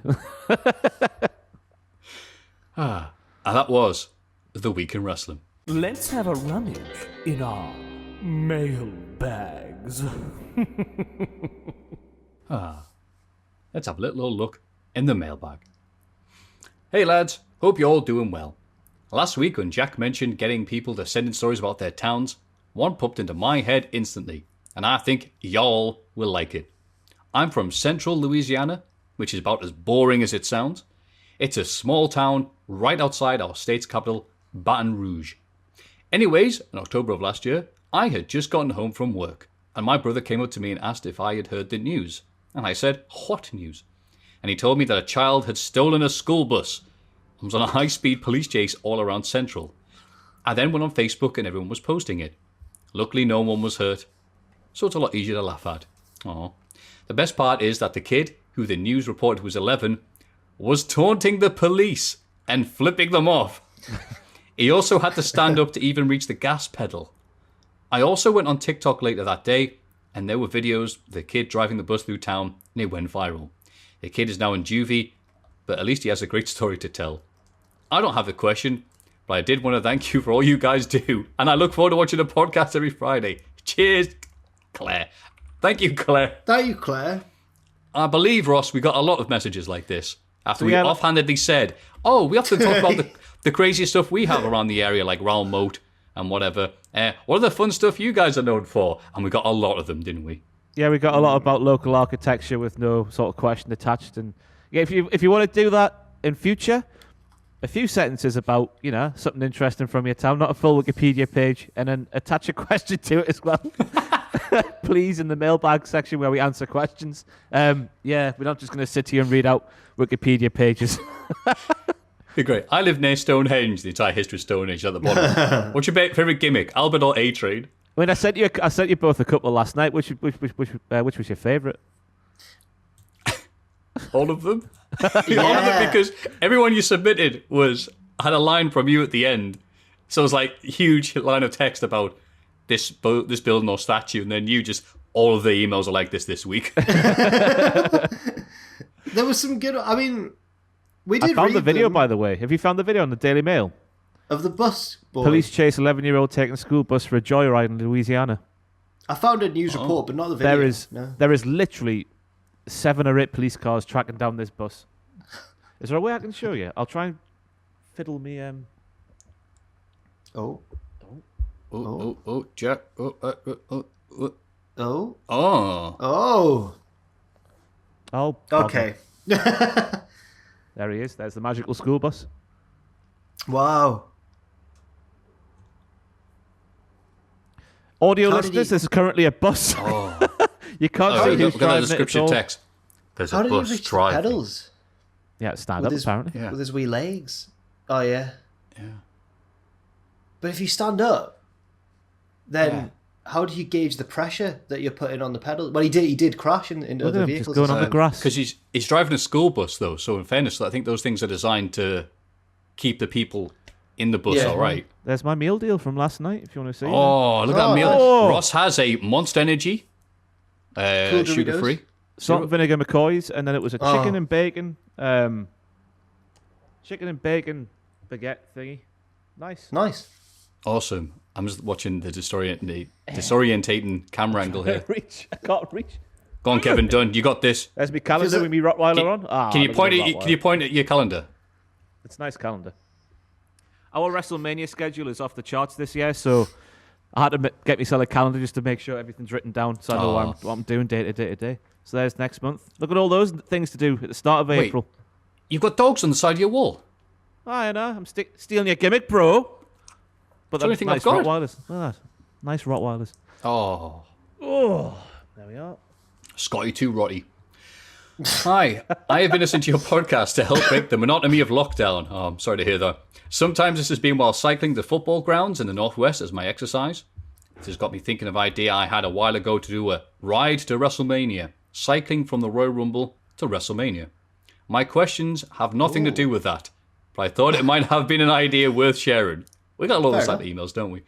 Which wrestlers slash wrestlers would you most like to see as a contestant on the following classic shows? I was going to ask host as well, but pretty sure that R-Truth is the correct answer to host any of them. Yeah, fair enough. So who's the best wrestler to host? No, sorry, to appear on Bullseye? Regal. Johnny Saint. New Jack, because like one of the most famous Bullseye contestants, he's also killed a dude. Wow, good. I'm sorry, that's where my brain went when I heard Bullseye. Sorry, it's a very harrowing documentary. Get your own back. Vince and Shane for me. Shane McMahon and yeah. See Vince going the guns at the end. Sorry, the slime at the end, Americans. And Shane's already well versed in using the slime, as we know. I could see Charlotte Dean Rick and be like, I'm trying to get rid of the legacy, and then woo and all the way to the ground. Countdown. Kane. Clever. I'll agree with Ross. Who's a smart? Are there any smart wrestlers? Kane. Daniel Bryan. How's Kane smart? He won the weakest link. That's one of the most. Oh yeah, all right. He's one of the few wrestlers who reads books. Everyone goes, "Oh, he's really clever." Otunga. Yeah, he's managed to figure out how to stay employed after all these years, so he's obviously the smartest man in the room. Yeah, Otunga, clearly. Funhouse. Whole lot of fun, prizes to be won. I don't know Funhouse. Ric Flair for me.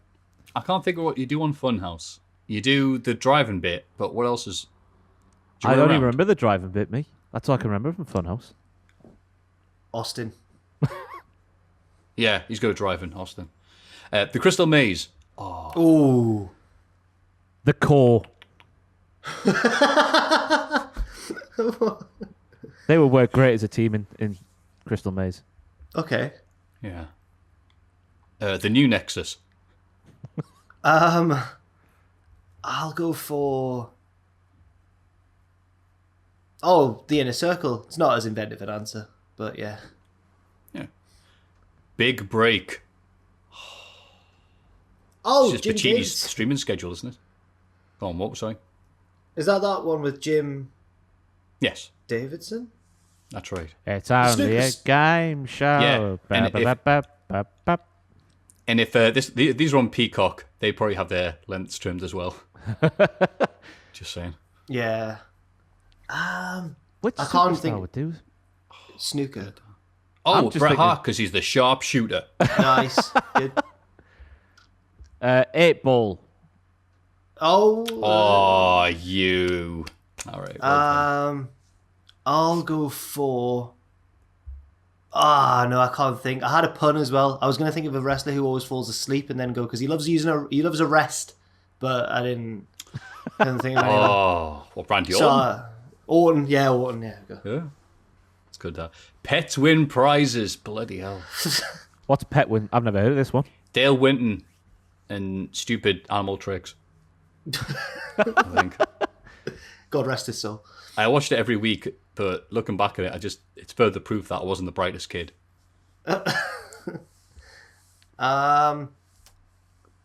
Oh, God. Cody and his dog, Pharaoh. And I forgot Oh, his okay, name, yeah. I'll go for Bliss and Larry Steve the pig. Coco Beware and Frankie. Nice. Is it Frankie? Yeah. I'll pull that one nowhere. Oh, yeah. Supermarket sweep. Oh, the big one. Strowman. Just charging down the aisles, putting one arm out and just... That'd be great. I would have to go for the tandem of Crash Holly and R-Truth. Oh. Well, I'm going to go with Booker T and Steve Austin. Great British Bake Off. Renee Young has to be one of them. She likes the cooking. She's good at the cooking as well. I watch all of her Instagram videos. Loves a slow cooker. Britt Baker. Sorry. Can't beat that.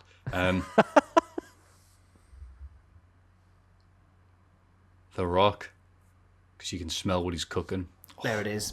There it is. Boo earns. Put a button on Blankety. that Oh, there's loads here. Blankety blank. Let's whiz through. Blankety blank. I don't really mind. Just anyone. There's no specific. Oh, the back and forth between William Regal and Lily Savage would be legendary. I've already picked Regal. It's just puns, isn't it? Prince of Mean. It's just rude puns. So I'll just go with Val Venus circa 99. Fair enough. Taskmaster. I've never seen that show, but I've heard good things. It's What you said, good. Ross. It is good. The cast. It depends on the cast a lot of the time, but it is good. It's got to be someone inventive, someone who does like strange, inventive things. Who wrestles a bit weird? After this week, Matt Sydal. There we go. There he is, Matt Sydal in Taskmaster. Triple H. Oh, He's a student of the game. Oh, I don't know. Kevin Sullivan. Oh, well done. Oh, because he is the Taskmaster, Master of Tasks. Yes. He was never explained what the hell that meant, but he said it enough times. It's a knockout. Good God. I mean, Braun Strowman is the obvious answer for me. Yeah. Imagine him just boshing like a 25-foot gnome. I'd like to see Dolph Ziggler on it because he falls in an entertaining fashion. He'd take a bump off one of those giant outfits Yeah. in front of Princess Anne, whoever it was that one. Have you ever seen footage of that? Yeah. They're doing It's a Royal Knockout with some of the royal family getting involved, and they all went afterwards. We are never doing anything like that again. I would pay good money to see on pay-per-view to see that in today's day and age. Right. Get Philip on that obstacle course now. I'll tell you what, Harry wipe the floor with him. You see that thing he did with James Corden? What thing? Harry can No. pull himself up the rope like an army man, because he was an army was man. an army man. Like an army man. Finders Keepers. Never seen it. Never seen it. What is it? Really? It was the other Yeah. thing Neil Buchanan did on ITV, where it's a design of a house. You have to answer some questions, and you have to like find one item in one room. So you have to trash the place. Yes. It's awesome. Yes. I'll go for The Fiend then. Perry Saturn. Yeah, I can't really think of any wrestlers to fit in this. Who finds things and keeps it? Because, Midian found the European title in Shane McMahon's bag. And Shane was like, yeah, whatever, take it. The Great Pottery Throwdown. Oh, there it is. Oh, hey. I would have to go with a Big Show. Because he's got hands. Massive hands. You need big, strong hands. But with those big, strong hands, you need to be very deft and have a lovely touch and feel for things. Oh, no. I thought of another pun, lads, but it's not it's a problematic one. Brodus Clay. Oh, okay. Yeah, you know what? Yeah, okay. yeah. The pun. Yeah. I'll go with Bret Hart after he yeeted the trophy, the Bad News Brown one at WrestleMania 4. Threw that down. Family Fortunes. The Hearts. Yeah. Not man's. Imagine Linda on there just talking shop, taking no prisoners. He said, name something brown. Beep, Stu Hart. My Bruins jacket. Thanks for all the content, Mike from Preston. Thank you, Mike. Thank you, Mike from Preston. That's a good one. How's it going? Hitting from the Maritimes, from New Brunswick, Canada. That's right. Home province of the Rene Dupree. And thought I'd chip in some phrases and culture. Oh, it's this bit of the show. Here's some phrases to guess, or just say if you're pressed for time. Okay. Gone for a rip. Massive fart. Driving. It's driving, isn't it? It's driving around. I think I know that one. It is. Going for a drive. Usually out in the woods. Like you just gone for one there. The comic timing of Jack the Jobber, everybody. Thank you, everyone. Thank you. What But was it? presumably you can drive in the woods and then go for a fart. So maybe Ross won as well. What was it in the end?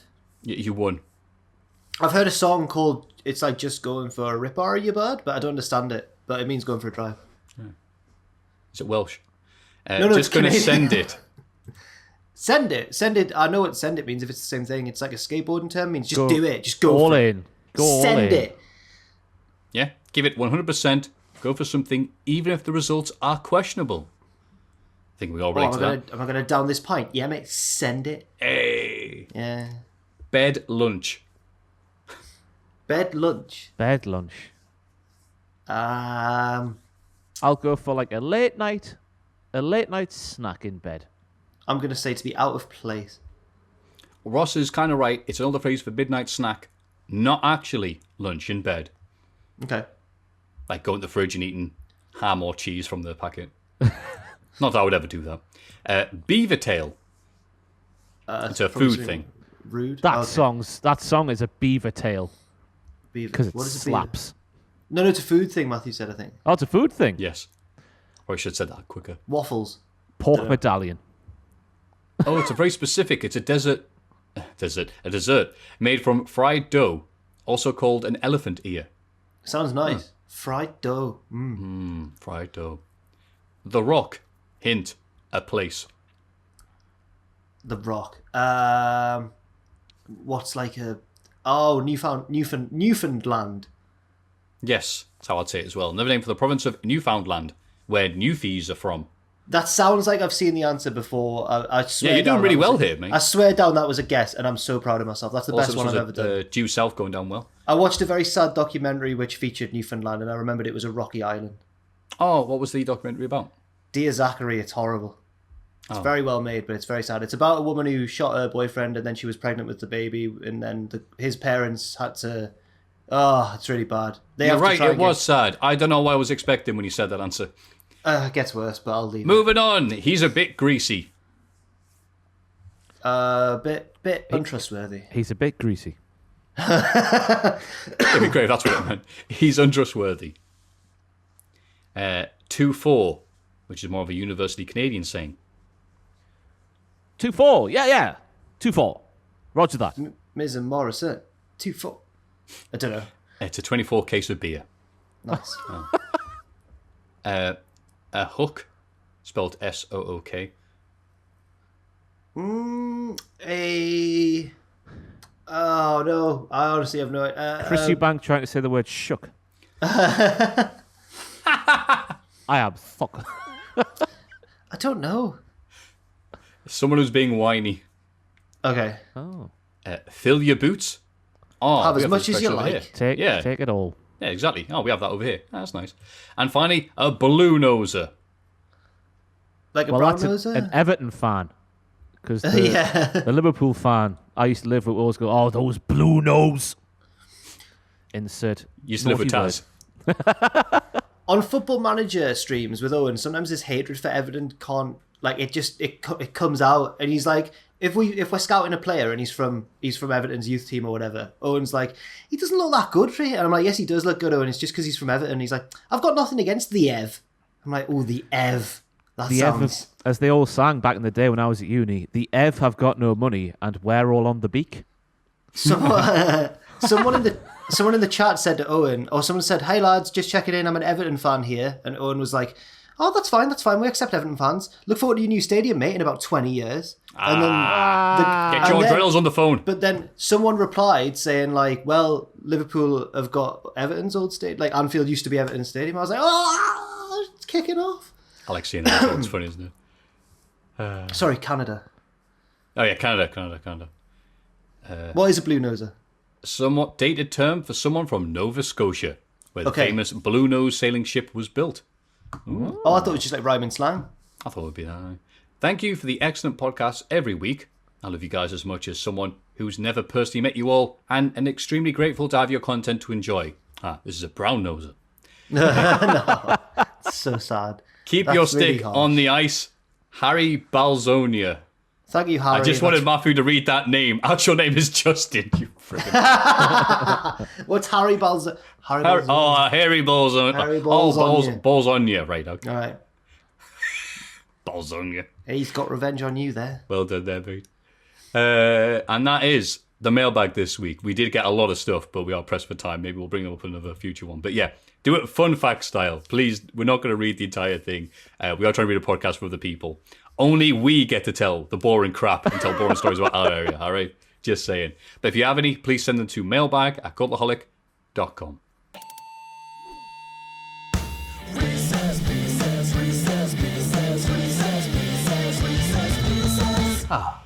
Reese's Pieces.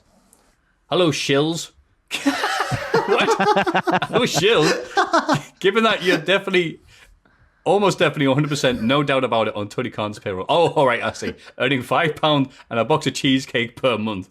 I thought it'd be interesting to put that theory to the test. I've collated a list of AEW versus WWE superstars, personalities, and other things. And this Reese's Pieces is simply to pick the one you prefer. Fastest thought first. But remember, you're getting a paycheck. Oh, this guy's ready. Oh, all right. Cheers, guys. Andy the Wool from the Wirral. All right. So fastest thought first, remembering that we are being paid, obviously, because we say it enough times, people believe it. Kenny Omega or Roman Reigns? Roman Reigns. At the minute, Roman Reigns. Yeah, Roman Reigns. Women's champions, Hikaru Shida or Asuka? Asuka. Asuka? Probably Asuka. Oh. It's not doing well. Tag champions, Young Bucks or New Day? New Day. At the moment, Young Bucks. New Day aren't featured as heavily. Oh, no, I Young can't stand the Young Bucks, me. New Day, I like. They're very likable. Mid-card champion, Darby Allin or Big E? Oh, okay, Oh, hey. That's a tough Big E for me. Darby's at the moment. I like Darby wants to get rid of Sting, but for now, Big E. John Moxley or Drew McIntyre? Moxley. Oh, thank God. Moxley. There we go. Coming back. Britt Baker or Charlotte? Britt Baker. Britt Baker. Britt Baker. Inner Circle or The Hurt Business? Oh. Inner Circle for me. Inner Circle. Nah, Hurt Business. I think Inner Circle lost their way a while ago. Jericho or Randy Orton? Jericho. Yeah, Jericho. Tough to pick one. Jericho, because he's funny. Pac or AJ Styles? Pac. No, Pac. Yeah. Whore lad. Alex Marvez or Caleb Broxton? Alex Marvez. All day long. Alex Marvez, all day, all night. Is that what they'll do on the Invasion show when they finally fight? Like when they did Earl Hebner versus Nick Patrick. Like, yeah, Marvez. Eddie Kingston or Kevin Owens? Oh, Kevin Owens for me, just. Eddie Kingston, but Kevin Owens is like the number one person I want to jump ship, but Eddie Kingston for now. Eddie Kingston, but it's that close. Shaq or Pat McAfee? Pat. Yeah, big Pat.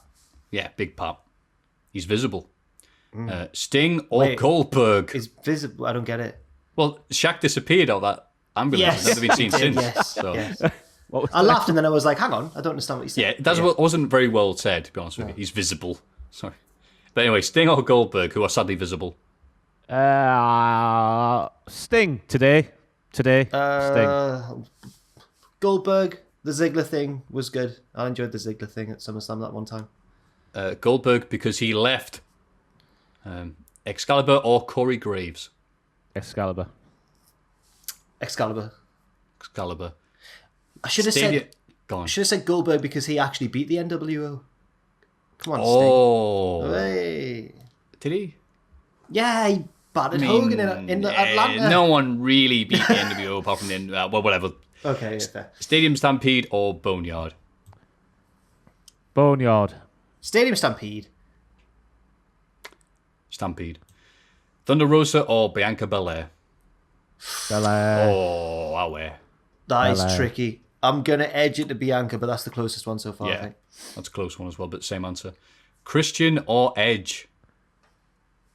Edge. Now he's doing the triple threat. That could change in a matter of weeks, everyone. That could change in a matter of weeks. Let me say something positive about someone. Matt Hardy or Jeff Hardy? Oh. I mean, Matt, because he's at least something on TV these days. Feel a bit bad for Jeff. He's just sort of there. Matt. Nah, Jeff. Seeing Matt every week's a bit weird. Serpentico or Tucker? Oh, poor Serpentico. Hey, I've got to go for Tucker. Yeah, I'm going for Tucker. Who's Tucker? I think Serpentico. Never heard the other one. Don Callis or Paul Heyman? Heyman. Yeah, Paul Heyman. Yeah, Heyman. The Fiend or Abaddon? Oh, well, The Fiend, I guess. Yeah. Yeah, The Fiend, but Abaddon's been used more wisely than The Fiend has. As in, not very often. In a short time. Three times in 1 year, I guess. But I guess The Fiend, you know. Yeah. Revolution 2021 or Royal Rumble 2021? I'll go for Revolution. Both good and the bad. I can't remember much of the Rumble apart from the Rumbles.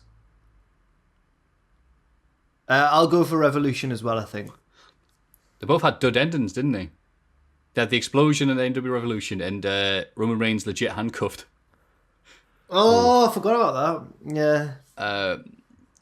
I like the Rumbles. Yeah. I'll probably rewatch the Rumble before I rewatch Revolution, so. Fair enough. Cody Rhodes or Daniel Bryan? D-Bry. Now, I'm a big fan of Cody Rhodes, but I have to go for D-Bry. Oh, it's tough. Daniel Bryan. Maybe. Oh, you know what? Yeah, I'll pick Daniel Bryan just because. Well, we can kiss that £5 goodbye, lads. I was going to say, I was certainly heavily WWE there. Bloody hell. I need to reevaluate my standing with TK. But AEW's great. You know? Maybe There's just so much talent that even though AEW can't have like a great show or 5-star knockout thing or it's a bit... there's so much talent on that bloody roster that you end up getting some good out of it anyway, so... Wait, do you mean WWE? No, AEW. I thought the thing you just described was WWE. Okay, fair enough. Oh, I guess it does describe WWE. Yeah. Wrestling. Because there's more... what's the word I'm looking for here? They get more ability to be themselves and whatever. It's at least with AEW, you get reminded that people are allowed to act, not mechanical. Yeah, Shawn Michaels, my God, let's all pose at the same time, lads. And point at the sign and then cut. I mean, AEW, £5, yeah. And if anybody else wants to send us £5 to endorse their show, I mean, any Reese's Pieces, they can, of course, go to Cultaholic. Mailbag. And go, why have you put me here, Matthew? And I go, aha, I tricked you. Make sure you pay attention. Mailbag at cultaholic.com. It's Cultaholics. Big question.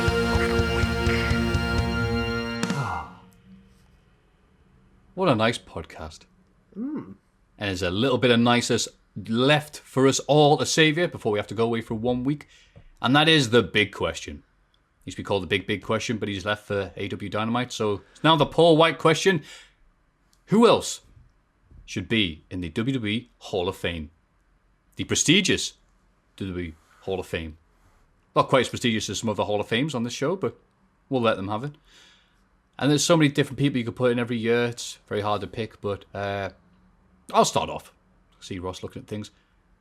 As nice as it would be to put non-wrestling stuff in, I know the Evergreen, currently blocking the Suez Canal, would be in my personal Hall of Fame if I was allowing it. But I do like my mistakes. I do think they bring people closer. And the fact that people are still talking about this legendary moment decades later still brings us amusement. I think at least one time they should put the Shockmaster in the Hall of Fame. Wow. As the funniest thing to ever happen in wrestling. That's sad. Because he's Tugboat. He's Tugboat. He's known for being Hogan's babyface pal for years. And then he's known for being a boat. Oh no, if it hadn't been for Shockmaster, Tugboat would have headlined. Have you heard this stuff about... No? The original idea was to have Tugboat... See, Brucey P's talked about this in something to wrestle with. That he was going to do the Slaughter thing. That was the original plan. Until they brought Slaughter in and he actually... Oh, it looks really good actually. Maybe we'll do the thing with him. But the original idea was that he was going to be Chic Tugboat. Wow. Before he didn't really pull his weight. Would it actually Maybe he had the anchor down, I don't know. But they realised, he's not actually we said, hey, we think they're giving you a push with Hogan. He didn't quite, step his game up. So went, get in, can't sleep. So He would actually have been called Sheik. if they hadn't had Tugboat. Slaughter come in, and that hadn't synced up really Yeah. well, Slaughter can do the turn and heel thing. Yeah, that'll go really well. There, Sheik Tugboat. That's not the real name they're going to use. Ladies and gentlemen, come to WrestleMania 7 and see Hogan versus Sheik Tugboat. Playing the heel air.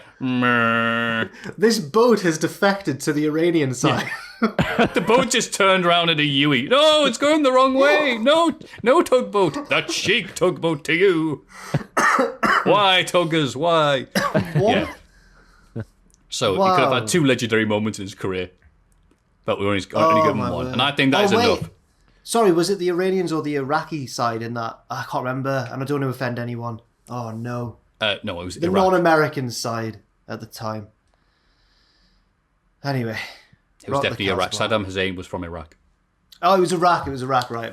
Yes, Cool. Not but Rock the Iron Casbah. Sheik was from Iran. So we brought him Yes, back. that's where I've got. It's like, thank hey, you. we want you to play in Iraqi. He's like, It'd be like Yes. Owen having to play somebody from Everton. Yeah. So. They're not fond of each other. Anyway, as much as fun we haven't talked about Ottman's career, Yeah. the Ottman Empire. That'd be a great statement in AEW. Jack, who would you put in the Hall of Fame? I would put. He's just left, but Christian, and now he might have scuppered his chances. Can I induct He'll a be celebrity one, please? Can I do one of the celebrity wings? Which one? Floyd Like Mayweather. Robocop or something, is it? No, it's Floyd Mayweather. Oh, okay, yeah. For just that really good match he had with the Big Show, I think he deserves it. And he's a big enough name that WWE would die to put him in the Hall of Fame. Right. I'm surprised they haven't tried it. Maybe they have tried already. Who knows? But Floyd Mayweather Jr. I'll try and Yep, think of an nice and actual simple. wrestler, but has anyone else got a... Wait, but by doing that, I'm going to have like Jake Paul highlights as well put in. Whatever the hell he's doing. they've got enough highlights from his 50-odd wins. You know what? All you need to get is the footage of him sparking out that dude at Rising in a minute and then dancing I thought you afterwards said as the at guy's Rise. crying. I was like, Rise? Rise? Yeah, when Floyd Mayweather was in Floyd gets in a Newcastle. fight at Rise. Who you think you're hard? Yeah. They I danced wonder him what my way. Floyd Mayweather would be like in like a real brawl, like a street, because he's very defensive. Do you think he'd just wait until they got tired? He's like, just waiting. Yeah, Fair enough. exactly. Or maybe he'll wait until they look away or get distracted by the referee and then spark them out, like he did with, was it Ortiz? Oh, hey, that guy had it coming. He didn't protect himself at all times, but Yeah. it was cheap. Hey, sorry about that. Okay, fair enough. I'll say sorry again. Like, what? Saying sorry to me twice. Yeah, the ref messed up there. He wasn't even looking. Nah, it wasn't ref's fault. Referee was the got in the ref's eye fault. fight. The guy going to hug twice. No, it is the ref's fault. The ref says Not the fight, ref's and fault. It is the ref's fault. If you watch No, the that was a footage guy's- back, it was the ref's fault. Why you wanted to say, wait, I'm very sorry I did that. Twice?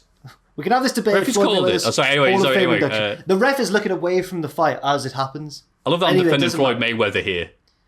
Paragon Anyway. of virtue. Anyway, Ross, hopefully we bought you enough time. Do you have a Hall of Fame pick?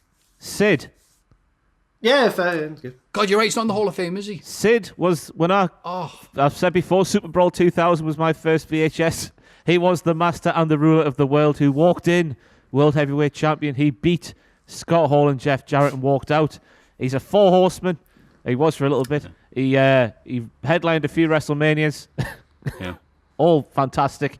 He's a fantastic promo, lovely hair, fantastic physique, lovely skin tone as well. Always a lovely natural sort of sunburn, wasn't he? Not a fake tan, like a natural sunburn. Right. Yeah, he's not the colour of half the AW roster, Oh my God! Do you see Christian? right? Yeah. Very Lumpa orange. Lumpa. Yeah. I'm not saying that Yeah, because he's, sir. 5'11". Yeah, so Sid is my pick. Sid's a good pick, but there is every chance they book him for the Hall of Fame and he doesn't show up. That's true. Is it softball or baseball? I always get mixed up, me. Softball. Softball. It's softball and him being a flake. Mixture of the two. Oh, and failing thought- drug test, allegedly. Guys, I thought of another one. Go on. Jim Johnson. Oh, gotta be that's a in. nice one. 100%. Yeah. I don't even need to really elaborate. I think everyone knows. You don't. I know who should put him. The Spanish announce table. All the hard work. they put over the years. Can it be inducted by its best mate, the English announce table? And there's just two tables, just silent for 10 minutes. They go, oh, thank you very much for inducting. Oh, no! And then some guy goes through. If they did that, people would genuinely love it. People would find that really funny. You should write to them, Maffew. Tell them to do it. They're that easy to access. Yeah. My dad once told me... WWE Hall of Fame. My dad once told me to email the Arctic Monkeys. Oh my god! It was like I was a teenager. He was like, email. You know, everyone's got this email now. Email the Arctic Monkeys because he had an idea for a song they should cover. It was Another Girl, Another Planet, which I do agree. He had a fair point. They do a fantastic cover of Another Girl, Another Planet, but. Oh, bless you. Anyway. Well, we could probably talk bollocks about the Hall of Fame picks. There's so many. Please let us know what you think in the comments below.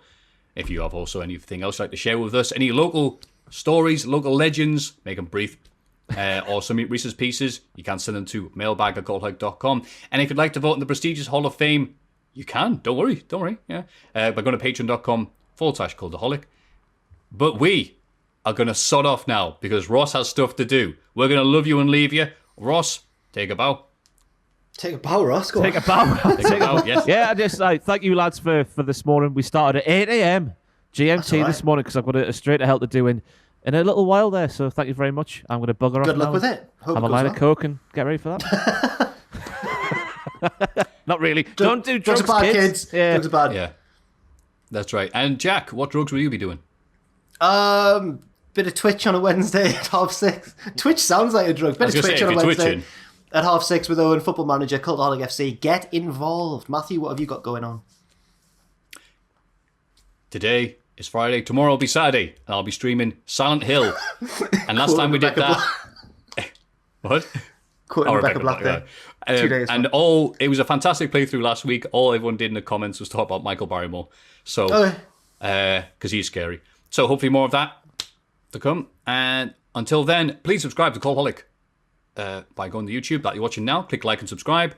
Take care of yourself. And at the end of every podcast, we like to put our hands up against the video because we haven't thought of anything else better to do. And end it with 1, 2, 3. Join us. Join us. Tier list video on Sunday. Tier list video on Sunday.